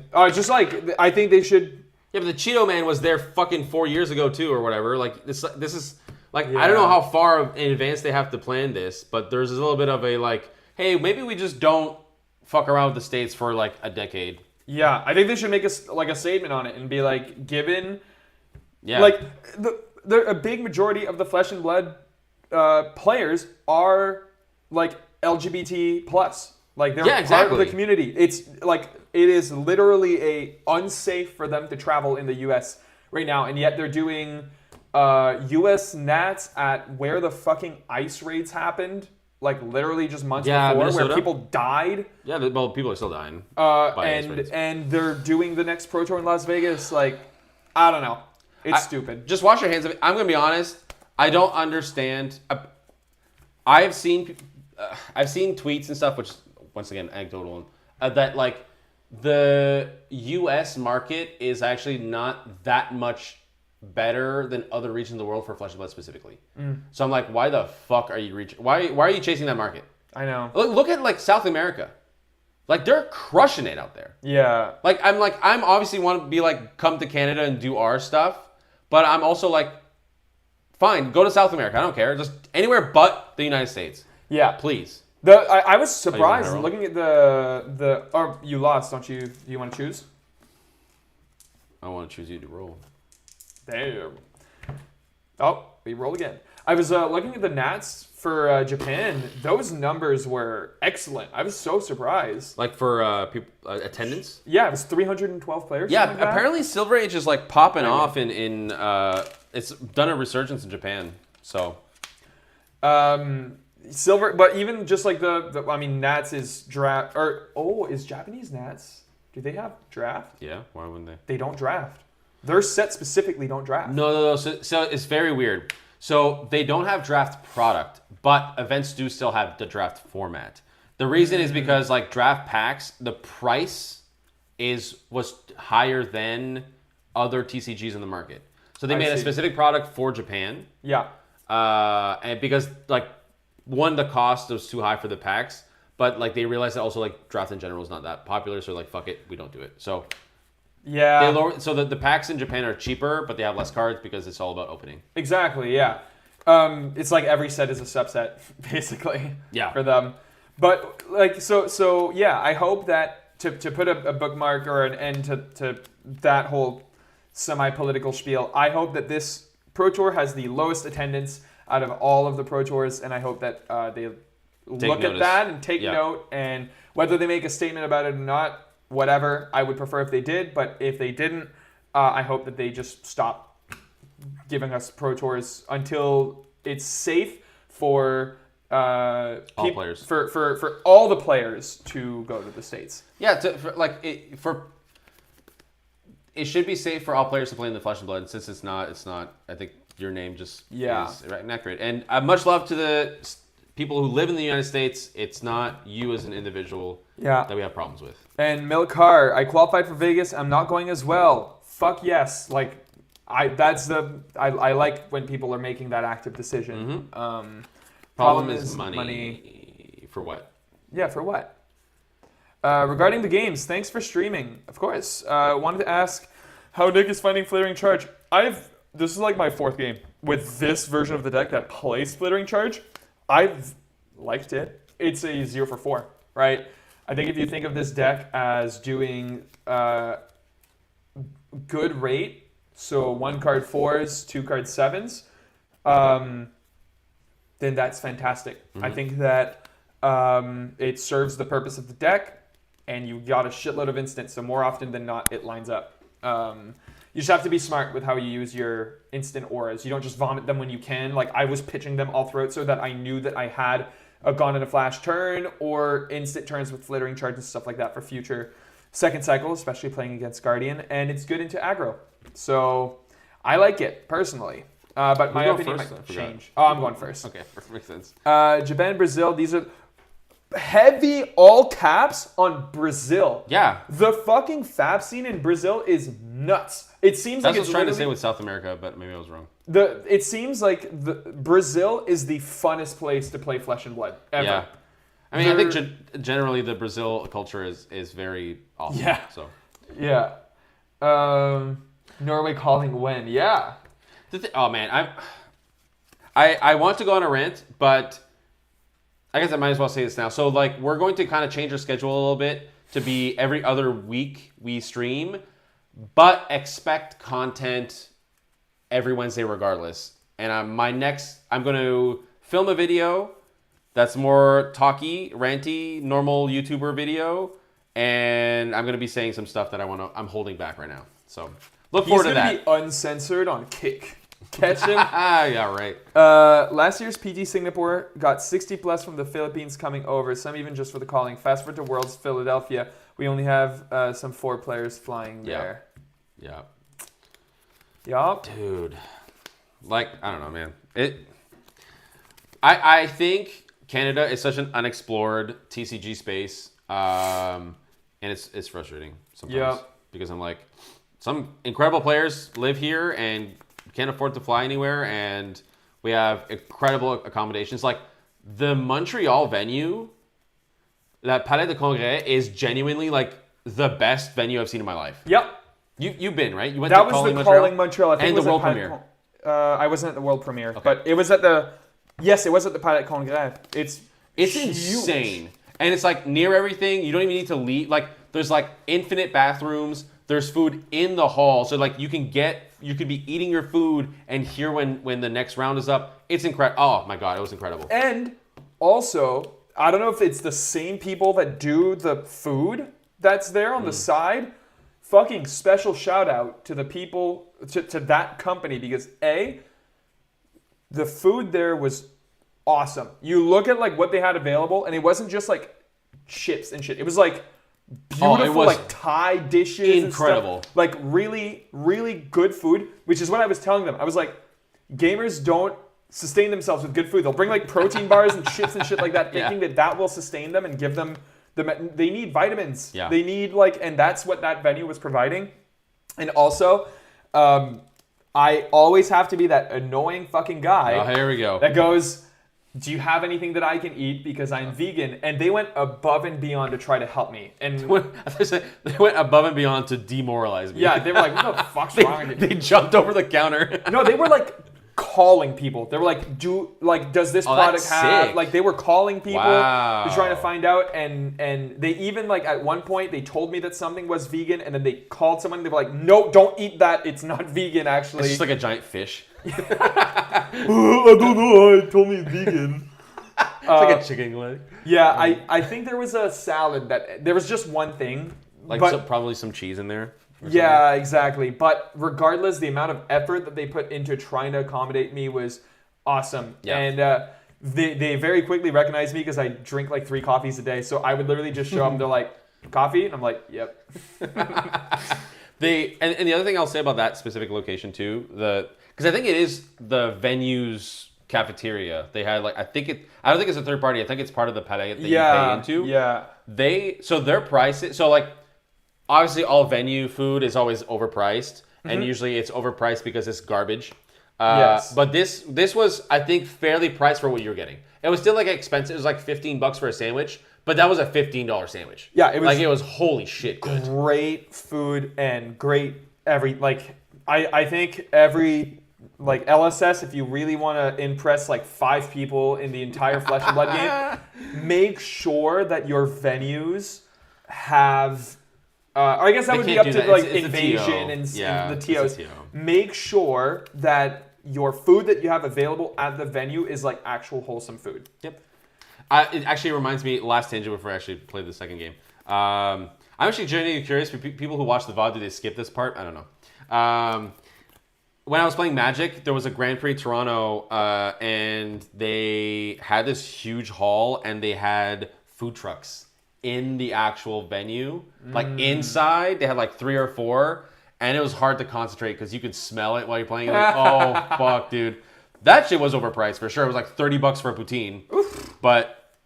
And the poutine was fine. But it was just like, looking back, like that was also like 10 years ago. So yeah. Anyway. Let's catch up the chat because we've been yapping. I think the last one we read was, would love to visit Canada. Where are you Canada's from? Sick. If you don't mind us prying into your personal life. You mentioned... Also, what's your SIN number? I think UK. Milk Car. I might have seen a chat from them saying that they were from the UK, but I might be confusing them I with don't another think UK chatter. people care about milk, so I don't think so. That reminds me of a fun story with halal food. Oh, share that. I have to shop in the halal section very often. Because that's where like all the tofu is that because you pick up chicks? Yup. All right, buddy, play your first turn. Don't forget your Tudic. I was going to forget. I'm going to zap you for 1. Son of a bitch. Yeah, so there's 6 arcane, potentially. It's more than that. Plus amp, but I'm not counting amp, because sometimes it doesn't work. It should technically, if I play my cards right, double. It should be 3 from this, 2 from each of the aura. Oh, sure, yeah. And then the amp if I get my shit right. So I think the ceiling is 9. You can amp 3 times, so it'd be 12. Yeah, 12 arcane. And then I'm just going to play a Nourishing Glow, heal 1, Arsenal, and pass. Yeah, I think, honestly, I just forgot to bring my AB. Wait, I would replace these with AB if I could. I have 2 floating. I'm going to attack for 5. I want to try to... Thank God. Just because fatigue is an option, and Zyggy can fatigue. Oof. Well, I almost flipped the top card for no reason. Oh, that's rough. I can fix this hand. Tectonic, I think. Oh yeah, I forgot I don't have the other one. Balls. Already regretting my choice. Actually, do I Tectonic here? Nah, I think I just send. Because I don't have the other hammer, just might as well. Send it for 10. Well, if you tell a Muslim that the food isn't halal, they can't eat. But if you say nothing, it's fine. So someone is making a plate of food at a party, and the host goes, "Oh, damn, dude, that ain't halal." And he was so upset. He goes, "Bro, I was going to enjoy it. It looks so good. Why?" That's pretty funny that you can... I don't think that's how that works, though. The ignorance is the loophole is hilarious. There's like some crazy loopholes when it comes to like stuff that Mormonism, religious people do. Like I heard of this one thing with like, I can't remember if it's Shabbat or something like that, but in Judaism there's a time where you can't use any electronics or anything like that. So they have like mechanisms to turn on the light automatically because it's like I didn't turn on the light. Yeah, if I walk into the room and someone accidentally does it, it's yeah, not my fault. yeah. I love that God. Okay, so I'm atheist, so I don't believe in any God, but I love the idea that just as obnoxious as vegans, by the way. No, it's not. Yeah. No, it's not. Yes. No. I'm also. I guess it'd be agnostic. Agnostic is more obnoxious than atheist, I think. Yeah, I think. Whatever. It's like you're atheist, but you can't make up your fucking mind, you know? That's me. I'm shit-talking myself just so that I'm not randomly going after someone. Anyway, proceed. Yeah, so I don't really believe in anything, but I did grow up religious, so I have an idea of like, Christianity and stuff. But it's funny to me that someone can sit there and go like, oh, this entity that's all-knowing and all-powerful, yeah, I'm going to try to bait him. Like that's crazy to me. Like the concept that Mormons are like, we're not allowed to have sex before marriage, but if I happen to insert my penis and someone's jumping on the bed, we're good. Yep. Or God will look at that and go like, oh, are you enjoying it? No? Okay, you're fine. I actually don't know how true that stuff is. Soaking? It's true. Like it's, I've seen videos. It's like, is it? I'm just kidding. I've seen a lot of videos, dude. I've been there firsthand. After stream, dude, I have so many tabs open. You'll do not look at my search history. I don't know if it's like a Marilyn Manson cut off his own ribs type of thing. Like it's like everyone knows about this fact, but it's not actually. Are we soaking? True. Yeah. It's 100% true. I don't know that you know that. I do. So there's another thing too. So there's a interesting fucking random Mormon tangent. Because there's a lot of inbreeding, and this is actually, I don't think this is Amish specifically, not Mormon. Because there's a lot of inbreeding, sometimes when they have outsiders deliver like either lumber or seeds or whatever for them to grow, they sometimes offer people to join the gene pool to add some variety, if you know what I'm saying. Okay. So yeah. I don't know what's the connection here with soaking. They're both sex acts, and they're both very strange religious things. I thought you were trying to say that soaking definitely happens, and you're like, oh no, these other people do something sorry. fucking no, weird. I just meant like interestingly weird sexual things in culture that are based on religion that are kind of semi-connected. Like just I don't know. I mean, I don't explain it. It's the case with anything, whether it be religion, lifestyle choices, or anything. Once you add restrictions, people will try to get around it. Oh yeah. It's going to happen, right? There's going to be some weird workarounds and stuff like that. You mentioned how the U.S. events conversation is semi-political, but I realize it's entirely political. If you believe it's not due to privilege. So I understand. You mentioned how the U.S. events conversation is semi-political. I would argue it's entirely political if you believe it's not due to privilege. Yeah, for sure. I think I was just... It is fully political. Absolutely. I don't know the exact rules in Muslim, but I think it's like things are permissible until it's told it's not correct. I'm assuming like they have I mean, talking out my ass as a white guy. I'm assuming it's like part of it is that you can feign ignorance. Yeah, it's like you got to do your due diligence, but if you have eaten something that's not halal, like it's not, and you didn't know, it's not your fault. Like it's someone else who tricked you. Maybe. Which is strange, but hey. Not you guys in particular. Sorry. Well, I think it's important to make these things political because it is. It absolutely is. Pretending that it's not, I think, is unhelpful to the conversation. I agree. I think it's a very useful conversation to have. Yeah, because especially like I said, if your name is Flesh and Blood and you expect people to meet in person and to see the world, you need to make sure that those places are kind of safe. Yep, it goes against Ellis's like their what's the like not slogan? What's the word I'm looking for? Like when businesses have like a code of a mission or something. Mission statement? Mission statement. Their mission statement is play games, see the world, or something like that. Reprint fables at horrible pull rates. Walk into booths and rip every copy that's crazy. of. I can't get into that. I can't. That's gonna be part of my video. Trust me. Okay. No blocks in area. Kit. That's the name of the channel. Oh wait, shit. There's a crush effect. Yeah. I would agree. Everyone has to pay attention. Politics affect everything. Yep. And the thing is, especially with like countries like the U.S., politics in the U.S., even though you're not part of that country, still affect you. Mm-hmm. Unfortunately. Shit, in a global world. What the fuck? It's weird, but I find it funny. Yeah, Riku, that's a hilarious story. I think that's pretty funny. Translate cards, but don't use an actual translator. Huh? Can we do that? What? Are you talking about AI? Oh, you drew a card. I drew, yes.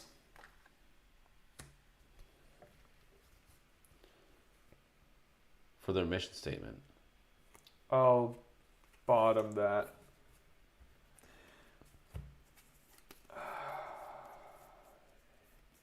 Yeah, I'll take one.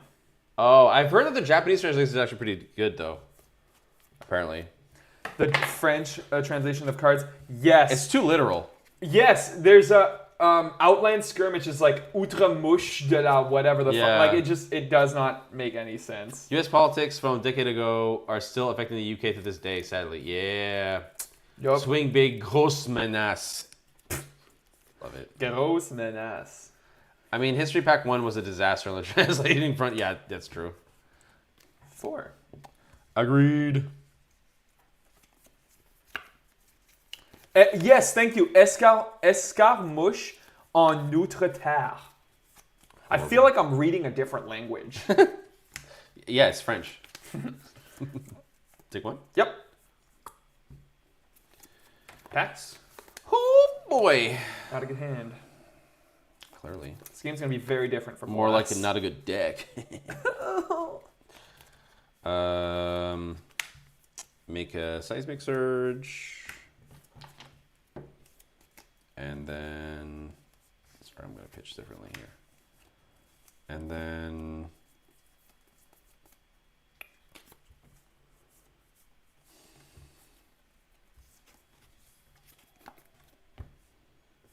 Seven. Pass to react. Mm-hmm. Okay. I love my Arcanite gloves that are actually a weapon. That's hilarious. And my Civic Steps that are arms. Yeah, it's pretty funny. Tunic. Spectral Manifestations. Oh boy. And I have one float, so I'm going to pop Tunic, which thank God I had Tunic because I thought this was a 1 cost. And swing for 5, 6, 7, 8. Still doesn't get punished. That's crazy. Block 2. Flip this up. Damn. Put a counter on it. Take, how much does this come from? 8. Take 6. Arsenal and pass. I will have something on your turn. Oh. Yup. Spooky. Well, goodbye, Spectral Manifestation. This cost me 2. It's for 11. So I have 1 extra floating. If I do that, yeah. Once again, can't count my cards. So I'll activate the Seismic Surge and then come in for 11 Dominate.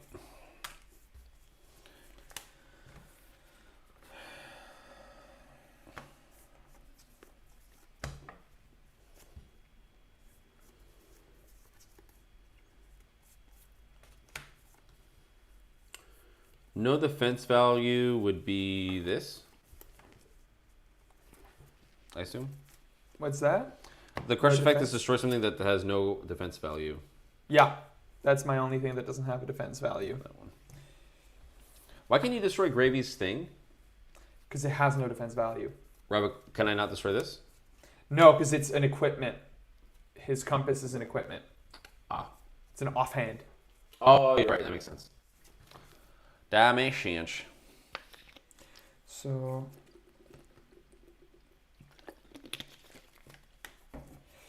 Oh, if you have Pummel, it's going to punish me so hard. 11. So that's all I'm going to block. So I'm going to do Crown of Providence so you can make a surge here. Do you have any reactions? Fuck, you did have it. Yep. Yeah, compass is offhand. We got there, Riku. Thank you. Took me a while, but I got there. So I'm blocking 3. We're gonna make this not stupid. It's 15. 15. Yeah, there's no shot. Good luck, buddy. Get this requirement per minute. Oh yeah. Royal status. You've been revoked.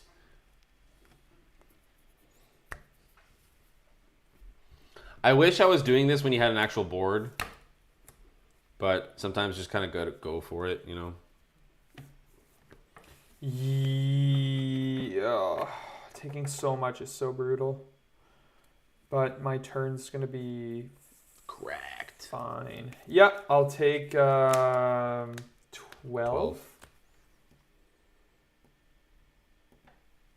So this is destroyed. I'll Yeah. destroy this. Oh, sorry. I'll take 11. Nope. This is 3, 4. I'll This- take 11. That's This 15. This specifically says if it deals 4 or more, stuff can't be prevented. That's what I was saying. Like I want you to have a board because then this effect just wipes your board. Yeah. I see what you mean. So I'm going to destroy this. Yep. And then you discard a card. I'll discard this. Whee! Alrighty. I feel the power. Yeah, that was a pretty good turn. Flittering charge. 4.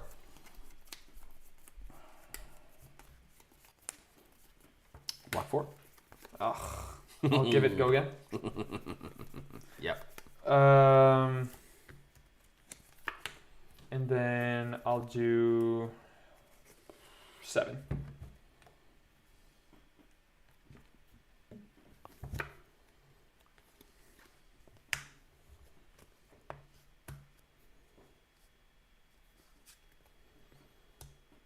One, 2, 3, 4, 5, 6. Take 1. Okay. That's crazy. That's such a different game than last game.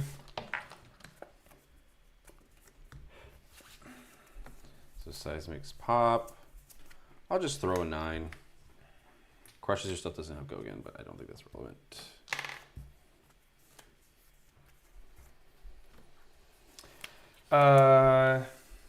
Oh, actually the crush does matter in this case. Got him. No, it doesn't. I'll take 7. Stuff And doesn't have amp go 1, again. gain a resource, but that's not going to do shit. Tunic. Yup. Special manifestation. Mm-hmm. Let's see if he notices. What? Nothing. Notices what? Nothing.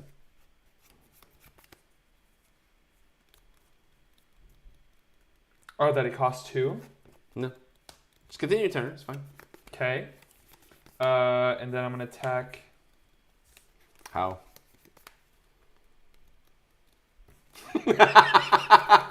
I'm gonna play this and pass.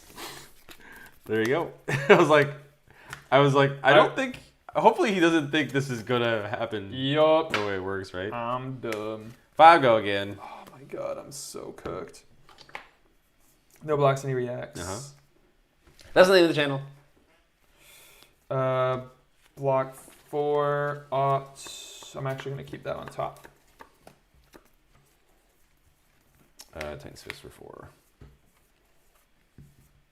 Roll credits. Dun, dun, dun, dun, dun, dun, dun, dun, dun, dun. 8. 3 and 4.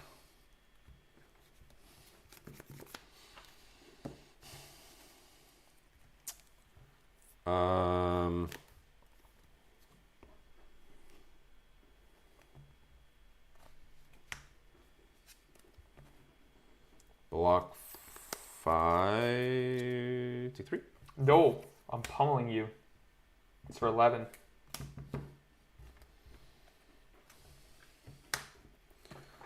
Except it doesn't have the pummel. No, the good part of the pummel. It doesn't have the good part, you know? Feels like a warrior card. Cost 1 plus 3. True. Chair Center. Oh, brother, this guy stinks. 8 dominate. On hit, discard 2 cards and put a card from your hand at the bottom. Crush effects, I guess, to be fair. Yup, too good to be true to keep a spectral shield with Let's go! It's for 8.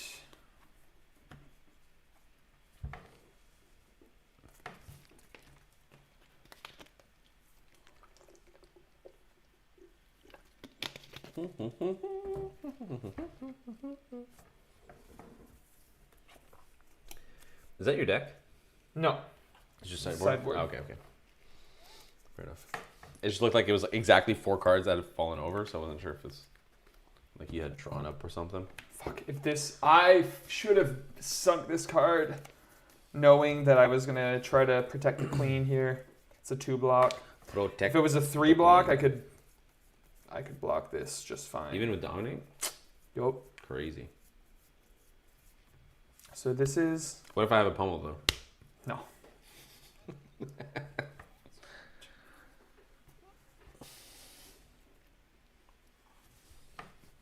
Oh, I didn't realize this. This is one of the...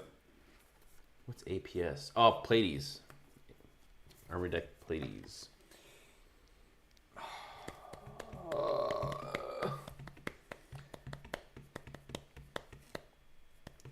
It's what? Okay, well, I have to block with this. Mm-hmm. 4 card to block 9 and send 8. Then he sends an astral etching on top. Mean. I'm definitely doing this. I'm just gonna steal 1 and then pop it immediately to make a shield here. So I'll just. Wow, you don't even have a second shield. That's crazy, buddy. I know. I'll just put that here. So that's 3, 4, 5. Anybody at home see the card guys? Oh my god. Tier list? Holy shit. I could not get that out of my head. Yeah, what anybody have some weird takes? I think I saw some of you in the chat at the same time. So yeah, I'm curious. Corrosive Space Dust. I'm going to Zyggy it. So 1 Arcane. This has a hollow. That's 8. 1, 2, 3, 4, 5, 6, 7, 8. Good job. Yeah, but I lost my fucking tunic for it. But if I can survive another turn, that means that I get to throw 11. I'm surprised that I don't card. have... I'm just going to pass. Yeah, that makes sense. Got a weird take in the messenger group I'm in. Sure. Give it. Giver. Five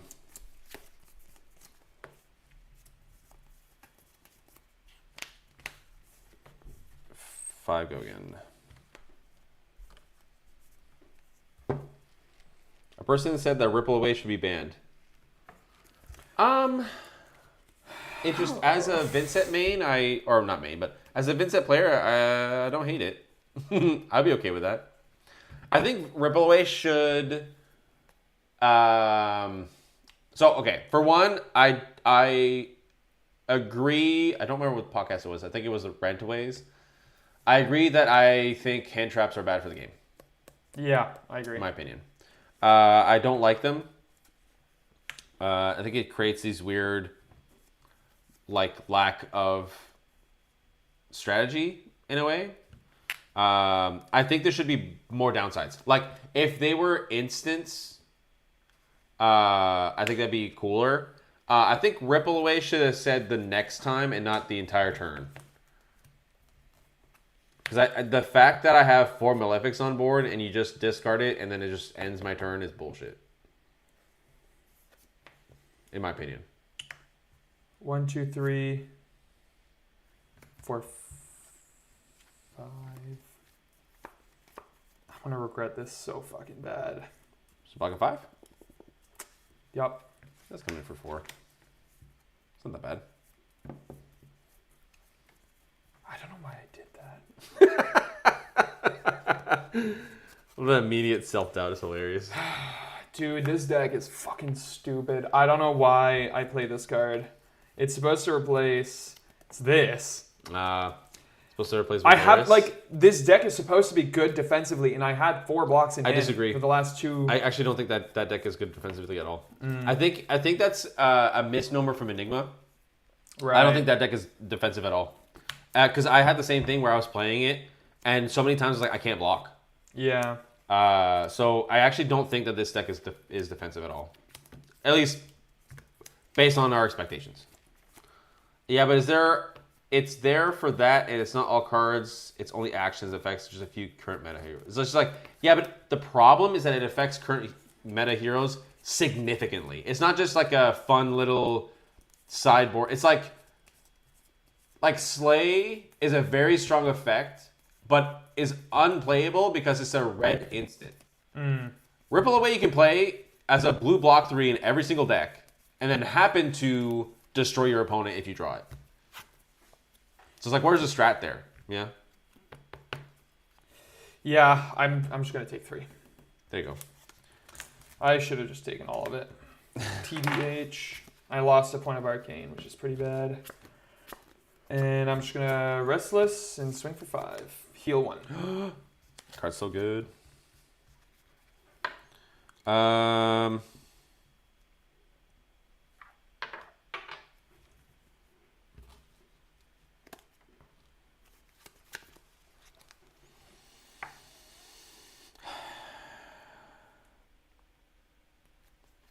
This is this.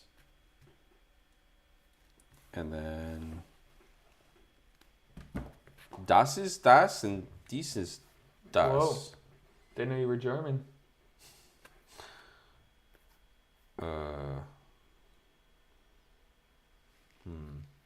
It's overcrowded, but currently Ripple affects more things. It isn't ban-worthy, in my opinion, as decks would be too powerful. Yeah, so here's the thing. I don't think it's ban-worthy, but I do think it's a very strong effect that's frustrating to play against. Yeah. I don't think it's the same category as overcrowded at all. Currently, Ripple Away affects more things. It isn't ban-worthy. I don't think that it's really close to overcrowded. Like, overcrowded, there's a significant amount of decks that just don't play it because it's just not good enough. Like, some decks just want... Like, I'm only running 1 overcrowded, and that's just for the assassin matchup. And even then, like, as an assassin player, I just like go through your deck, like, oh, you have an overcrowded, so I'll just play around it. Like, instead of playing for Leave No, I'll play for CNC. So I still like leak stuff over and stuff. I don't know. I don't personally think that they're the same card. Do I want to do the funnies? Yeah, why not? Yeah, I'll just block 2 here. Take 3? Yeah, and crown this away. All right, over to you. Oh boy. Okay, how do I... Okay. Can I... No, I can't, unfortunately.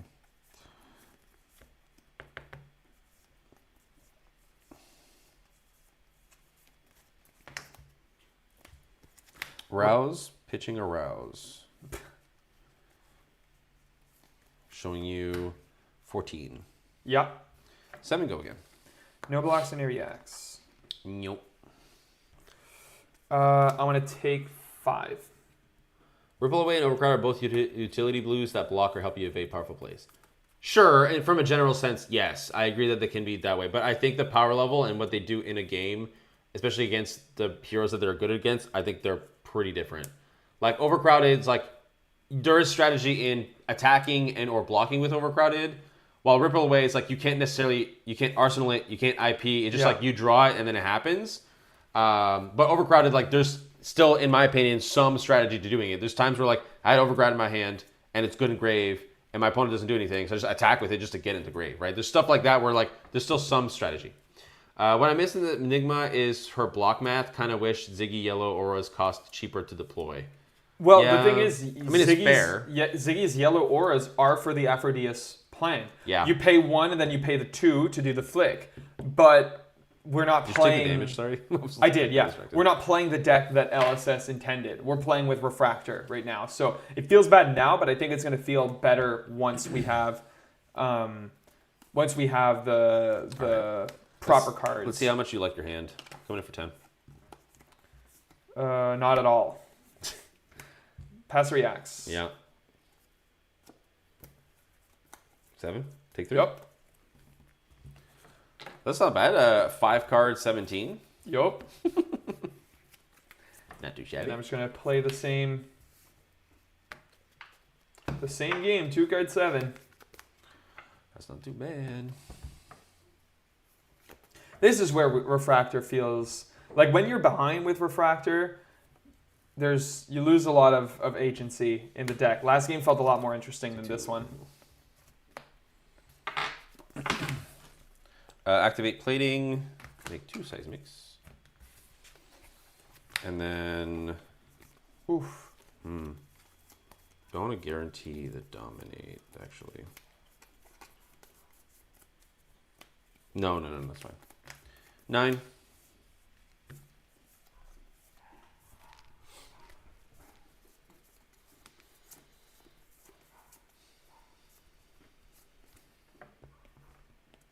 Yeah, I don't think Ripple Away is ban worthy. I just think it could be tweaked a little bit to be a little bit less annoying. There's like cards like Shelter, I think, are the perfect example of hand traps, just because both modes are very close to each other, and it is also genuinely correct to just arsenal it and take and not do the instant speed. You know what I mean? Like, it's like, I don't know. I'm gonna block 5 here. Take 4. Sure. So put your arsenal on the bottom, buddy. I'll have a resource. I'm going to use that to play an elliptical complex for free. Sure. 5. How dare.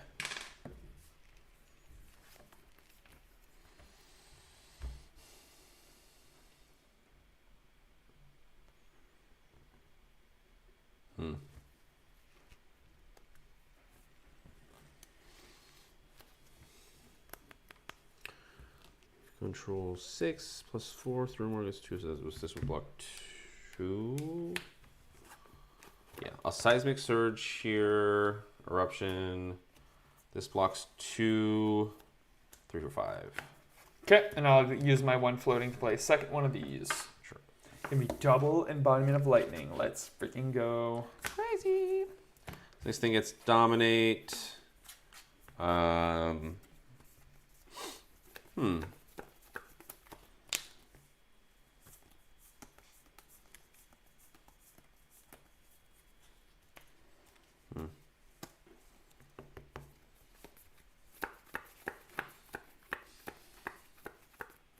It's probably better to do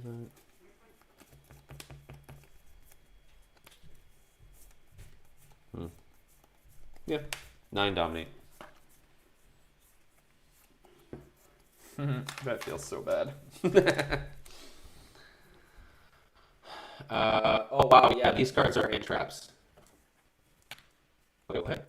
Oh, I see what you mean, yeah. They can ban Ripple, introduce a more balanced alternative. Yeah, think I need another way to try and loop my friend into Fab. Or maybe make cards that don't require Ripple Away as a solution.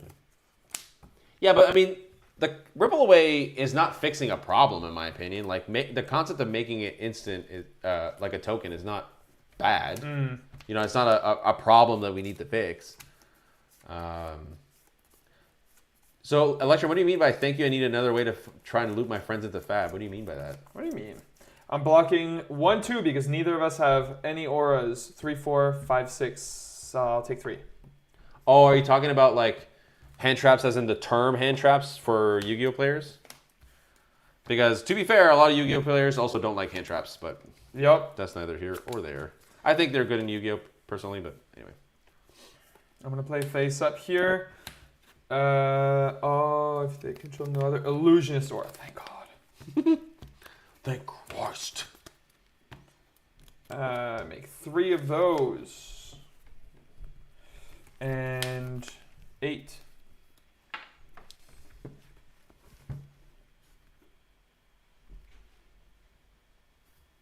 My friend is a Yu-Gi-Oh player. Telling them that there's hand traps in this game might intrigue them. No, it won't. No. Like, it depends how long they've been playing, but a lot of old Yu-Gi-Oh players don't like hand traps in general. So. No.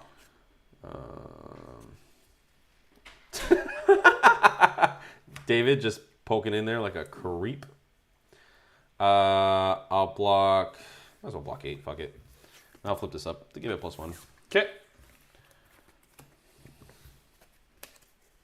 It had nope. No, The it embodiment doesn't. stay. So I'm just gonna come in for 9. That's a lot. Well, it's 3 card 9. It's the same. If you want to entice Yu-Gi-Oh players, I think Dio is probably either Dio or Acilio. I think like just decks with a lot of, honestly, Usurp the Shadow Throne might do it for him because Runeblade in general has a lot of like sequencing. So I think Yu-Gi-Oh players in general like a lot of sequencing decisions. But it depends. Some Yu-Gi-Oh players just like the meme.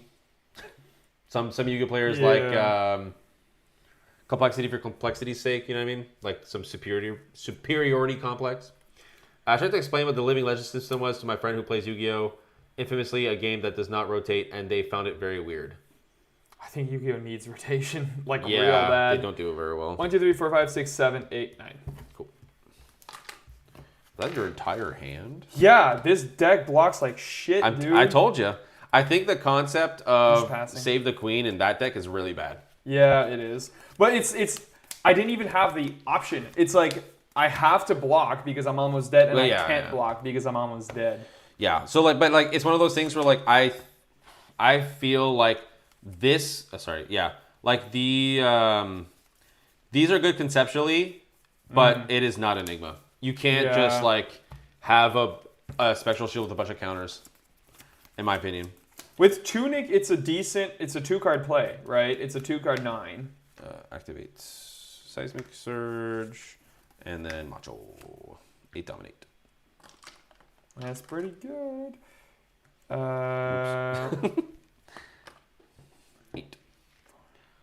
They seem very confused. If my deck does well, it gets banned. You got me. I would respond with, as opposed to what?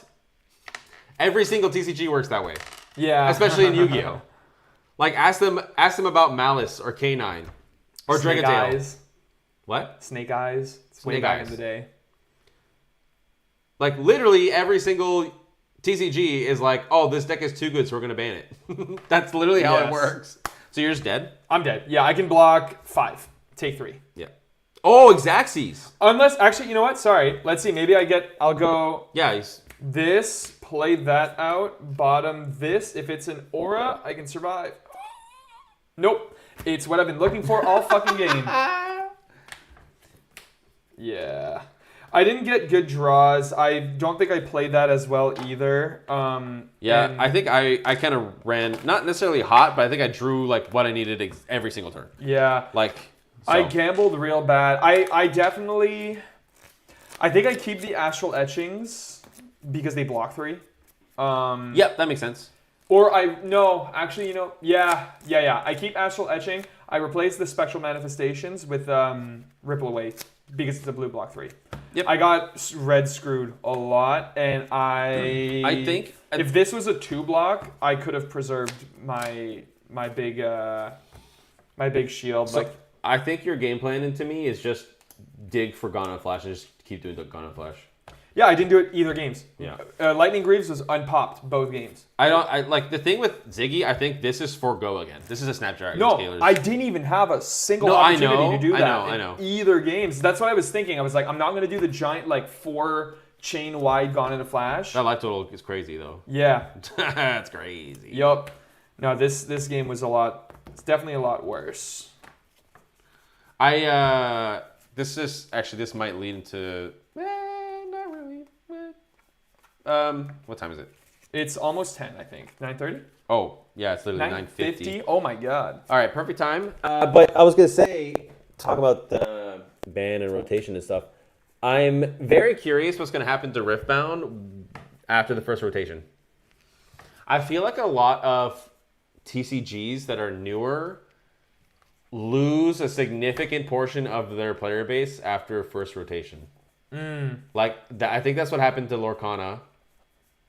Lorcana brought in a lot of people who aren't TCG players, and they experienced the first rotation, and they were like, I don't like this. Yeah, they're and like, wait, I can't play my deck anymore. Yeah.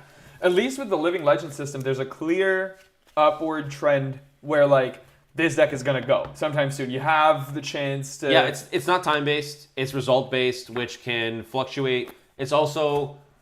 I think it's the perfect thing where it's your hero, not your deck. So if they are smart enough and they find a new replacement quick enough, you can still have the same feeling. Obviously, it's not the same, but it's one of those things where Victor's LL. Now you have 3 other Guardians to play with. Yeah, It's exactly. it's not the same, but you still can get that feeling. You still play a lot of the similar cards. If you've blinged out your equipment, you can still use them. Stuff like that, right? So it's it's not as bad as actual rotation.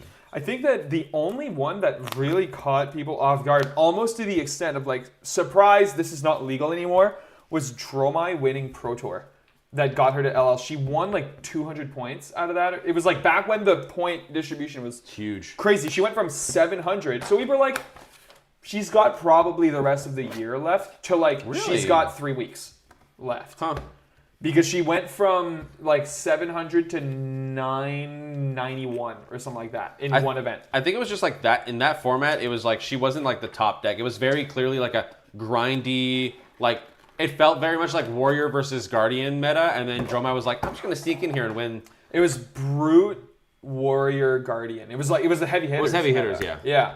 Yeah. So, but I remember seeing Dromai do well and then being faced with that possibility that if she wins, I just lose her.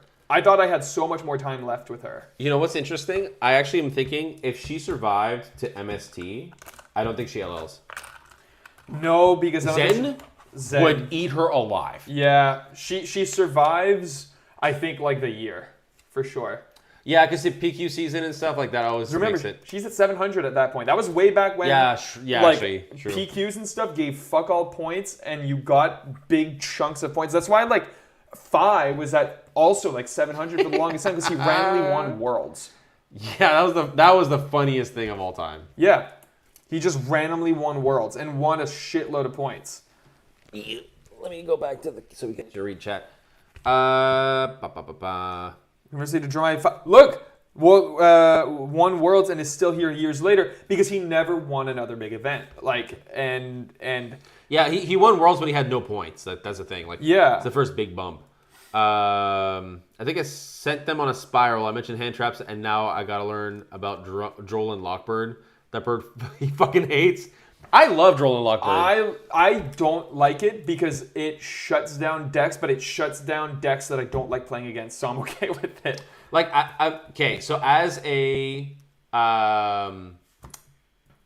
Sky Striker player who Droll and Lockbird just literally ends my turn. Yeah. I still think it's fine because I can still kind of play around it in a way.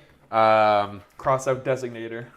Well, not just that. A lot of my stuff is instant speed during beginning of turn action. So because Droll says during main or whatever, main phase, I can do it beforehand, so it doesn't trigger. So I can search my deck, draw a bunch, and then search my deck again, and then he drolls. But by that point, I still have enough cards that I can just continue my turn. I think Droll, Dimension Shifter, and Super Poly are like the 3 problem. Fuck, I hate Super Poly. Though. Super Poly is legit. Like, if my genuinely opponent hate plays that that, one. I'm like, you are a bad person.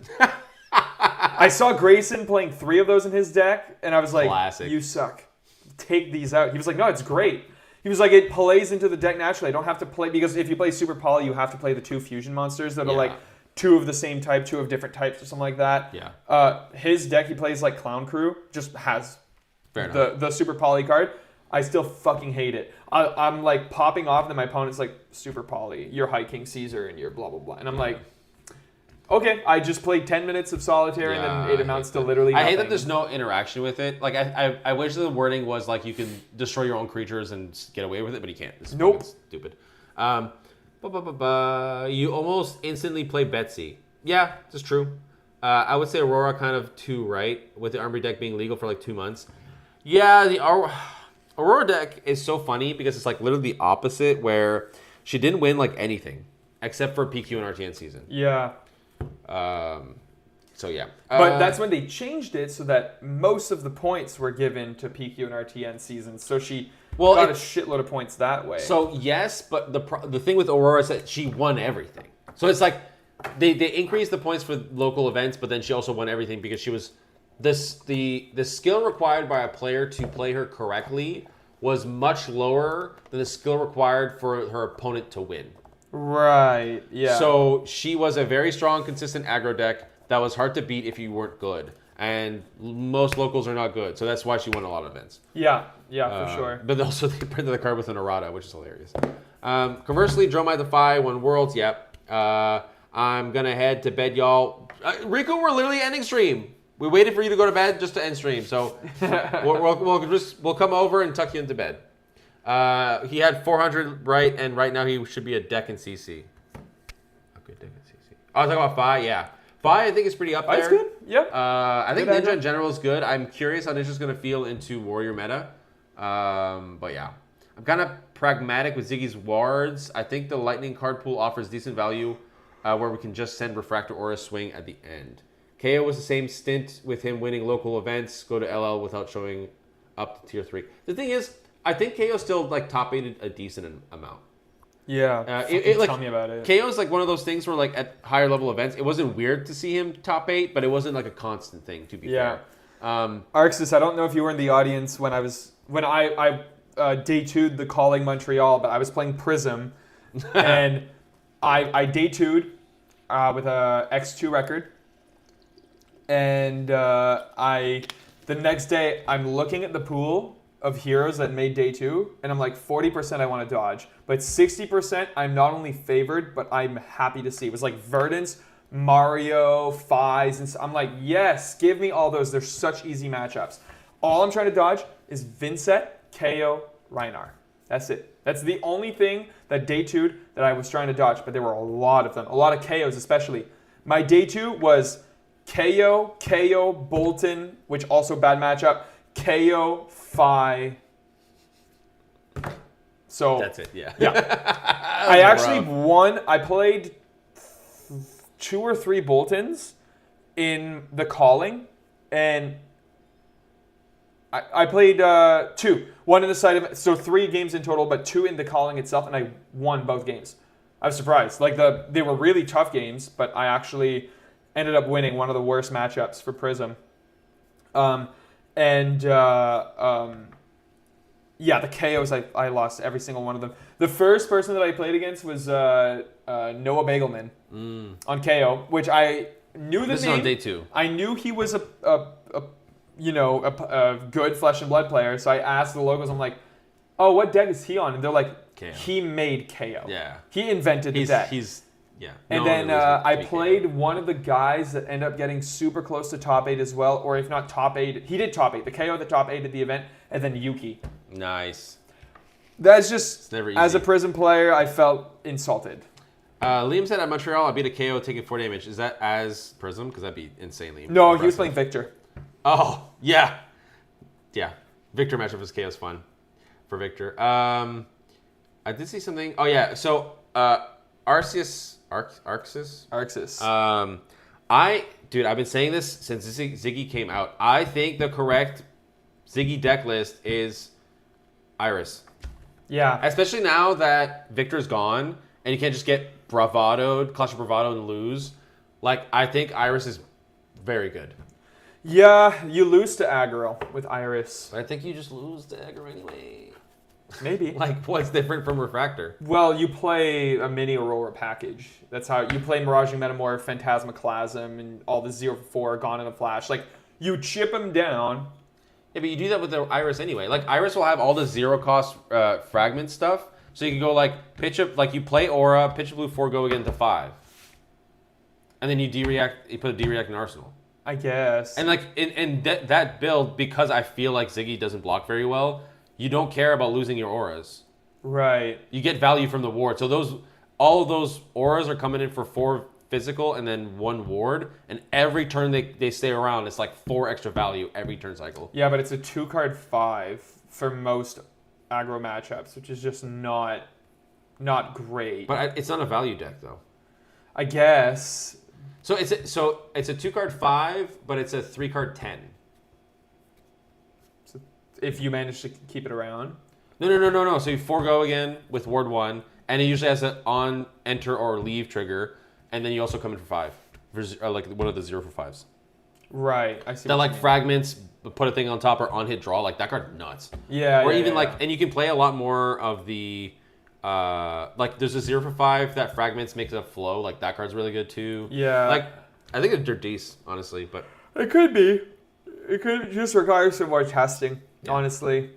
I think Refractor is the lamest way to play I agree. Zyggy for sure. I think it's not that fun. I think it's fine. Like, it's okay. I keep playing it and I feel disinterested. So I'm going to try to shuffle up the Aphrodisias list. I want to shout them out. There's a person in the Discord that made a whole cool Aphrodisias list, the purple Discord. I forgot their name. If you can send that to me, I'd love to build that as well. And they even did like a quick Google Doc of like why they're playing the cards and stuff. It's pretty cool. That would be super useful. Last thing before we end stream. Chat, comment section, you can also put this too. Who do you think is going to win the Pro Tour? Mario. I think it's probably going to be Mario. It's going to be Mario or Syndra, is my guess. Okay, you get 3. You get 3 picks. So Mario, Syndra, and Basilio. It's the most boring answer of all time. Wow, you're not even Dark Horse, huh? Okay, I'm going to have to include a Dark Horse. I have to. Fang. Sounds like that's just the Hunted. Just the Hunted set. Yeah. That's pretty funny. Okay, Acilio, I think it's going to be not the 0-for-4 Acilio. Spellio? Maybe not. I think the counter burn is so slipped on. Counterburn? It's the more defensive version. So a non-0-4 Acilio specifically is my caveat. Jarl, Yeah. which is a little bit of a dark horse. Jarl. Fi. Fi could be sneaky and make his way up. Those are my 3. Yep. I think that's not completely unreasonable. What's people saying? Say Kasai, Mario, and Gravy. That makes sense. I don't think Gravy's even close. Kasai, I think, is very good. There's no way Gravy gets anywhere near. If Gravy gets so fatigued now without Remembrance. Yeah. There's no way. Oh, please not Jarl. Jarl, give me top 8. I think Jarl wins it. I think there's a path to victory with Jarl. Yeah, that'd be sick. I would love to see that, honestly. Now, who would you, with the entire hero pool, who would you want to win? Personally, who would you want to see win a Pro Tour? Because it seems like half the Pro Tours are won by like the most dark horse pick ever. Bravo, yeah. Like, because it has to be semi-realistic. It can't just be like Tough Nut. I want to make a super realistic guess. Uh-huh. Reinar piloted by Eugene C. Let's go. That was actually one of my options. No, I think... Yeah, between like one of the Guardians, either Bravo or Betsy. Betsy would be fucking sick. Yeah. Yeah. Betsy would be sick. Yeah. Lyeth? No. Because the thing is with Lyeth is that he there's turns with Lyeth that he could just like high roll. And if he just does that every round, he literally could just win everything. Yeah. There's also Vincent. Vincent's fucking good. Brody Spurlock. He's on a Vincent train. And the thing is, if Vincent high rolls and doesn't fuck you over, Brody could win the whole thing. Yep, for sure. I don't know if Fi sneak anymore. Did Fi top 8 the most recent calling? I can't remember. I don't remember. Hero Betsy, player, which is different. Aggro Blaze. That'd be cool. Why different? You don't want aggro to play Betsy again? Puffin or Marlin, okay. Some other high seas heroes, yeah. Be interesting. I hate pirates, so to hell with them. Yeah, but if they win, they get closer to LL, so. I just don't want to see them. Yeah, fair enough. I would, yeah, so. So there's a, fucking Dio. Why am I not saying Dio? Dio could. Dio's clear. Okay, yeah, it's, okay, I'm redoing my list, sorry. It's Acilio, not 0-4, Dio, and Jarl. I don't know. It's Dio keeps flip-flopping. Again, I can't remember if she top 8'd or not, but it would sunset her if she did win. That'd be a cool way out. Yeah. You know? Fi did not top 8. I think Fi is just like decent. If Jarl becomes very good, like Fi I think is decent to Jarl, but anyway. Okay, so we've locked it in. I'm gonna reiterate it because I think I said it like different things the whole time. Acilio, not Gone in a Flash. Jarl, and or Dio. I think it's going to be Acilio, Mario, Fang is my dark horse pick. Basically the hunted set. Yep. The hunted. Except for Acilio. You originally said Acilio. I said Syndra. Yeah, basically the three, Fang, Syndra, Mario. I think it's going to be Mario, Acilio. Syndra would be fourth. Okay. In my opinion. Fair enough. Dash, Mario, Huntsman, Kasai, Vincent. You only got 3, Electrum. That's too much. That's what top 8s. Oh, that's what top 8'd. He's giving us a history lesson. Oh, Dash, Mario, Huntsman, Kasai, Vincent.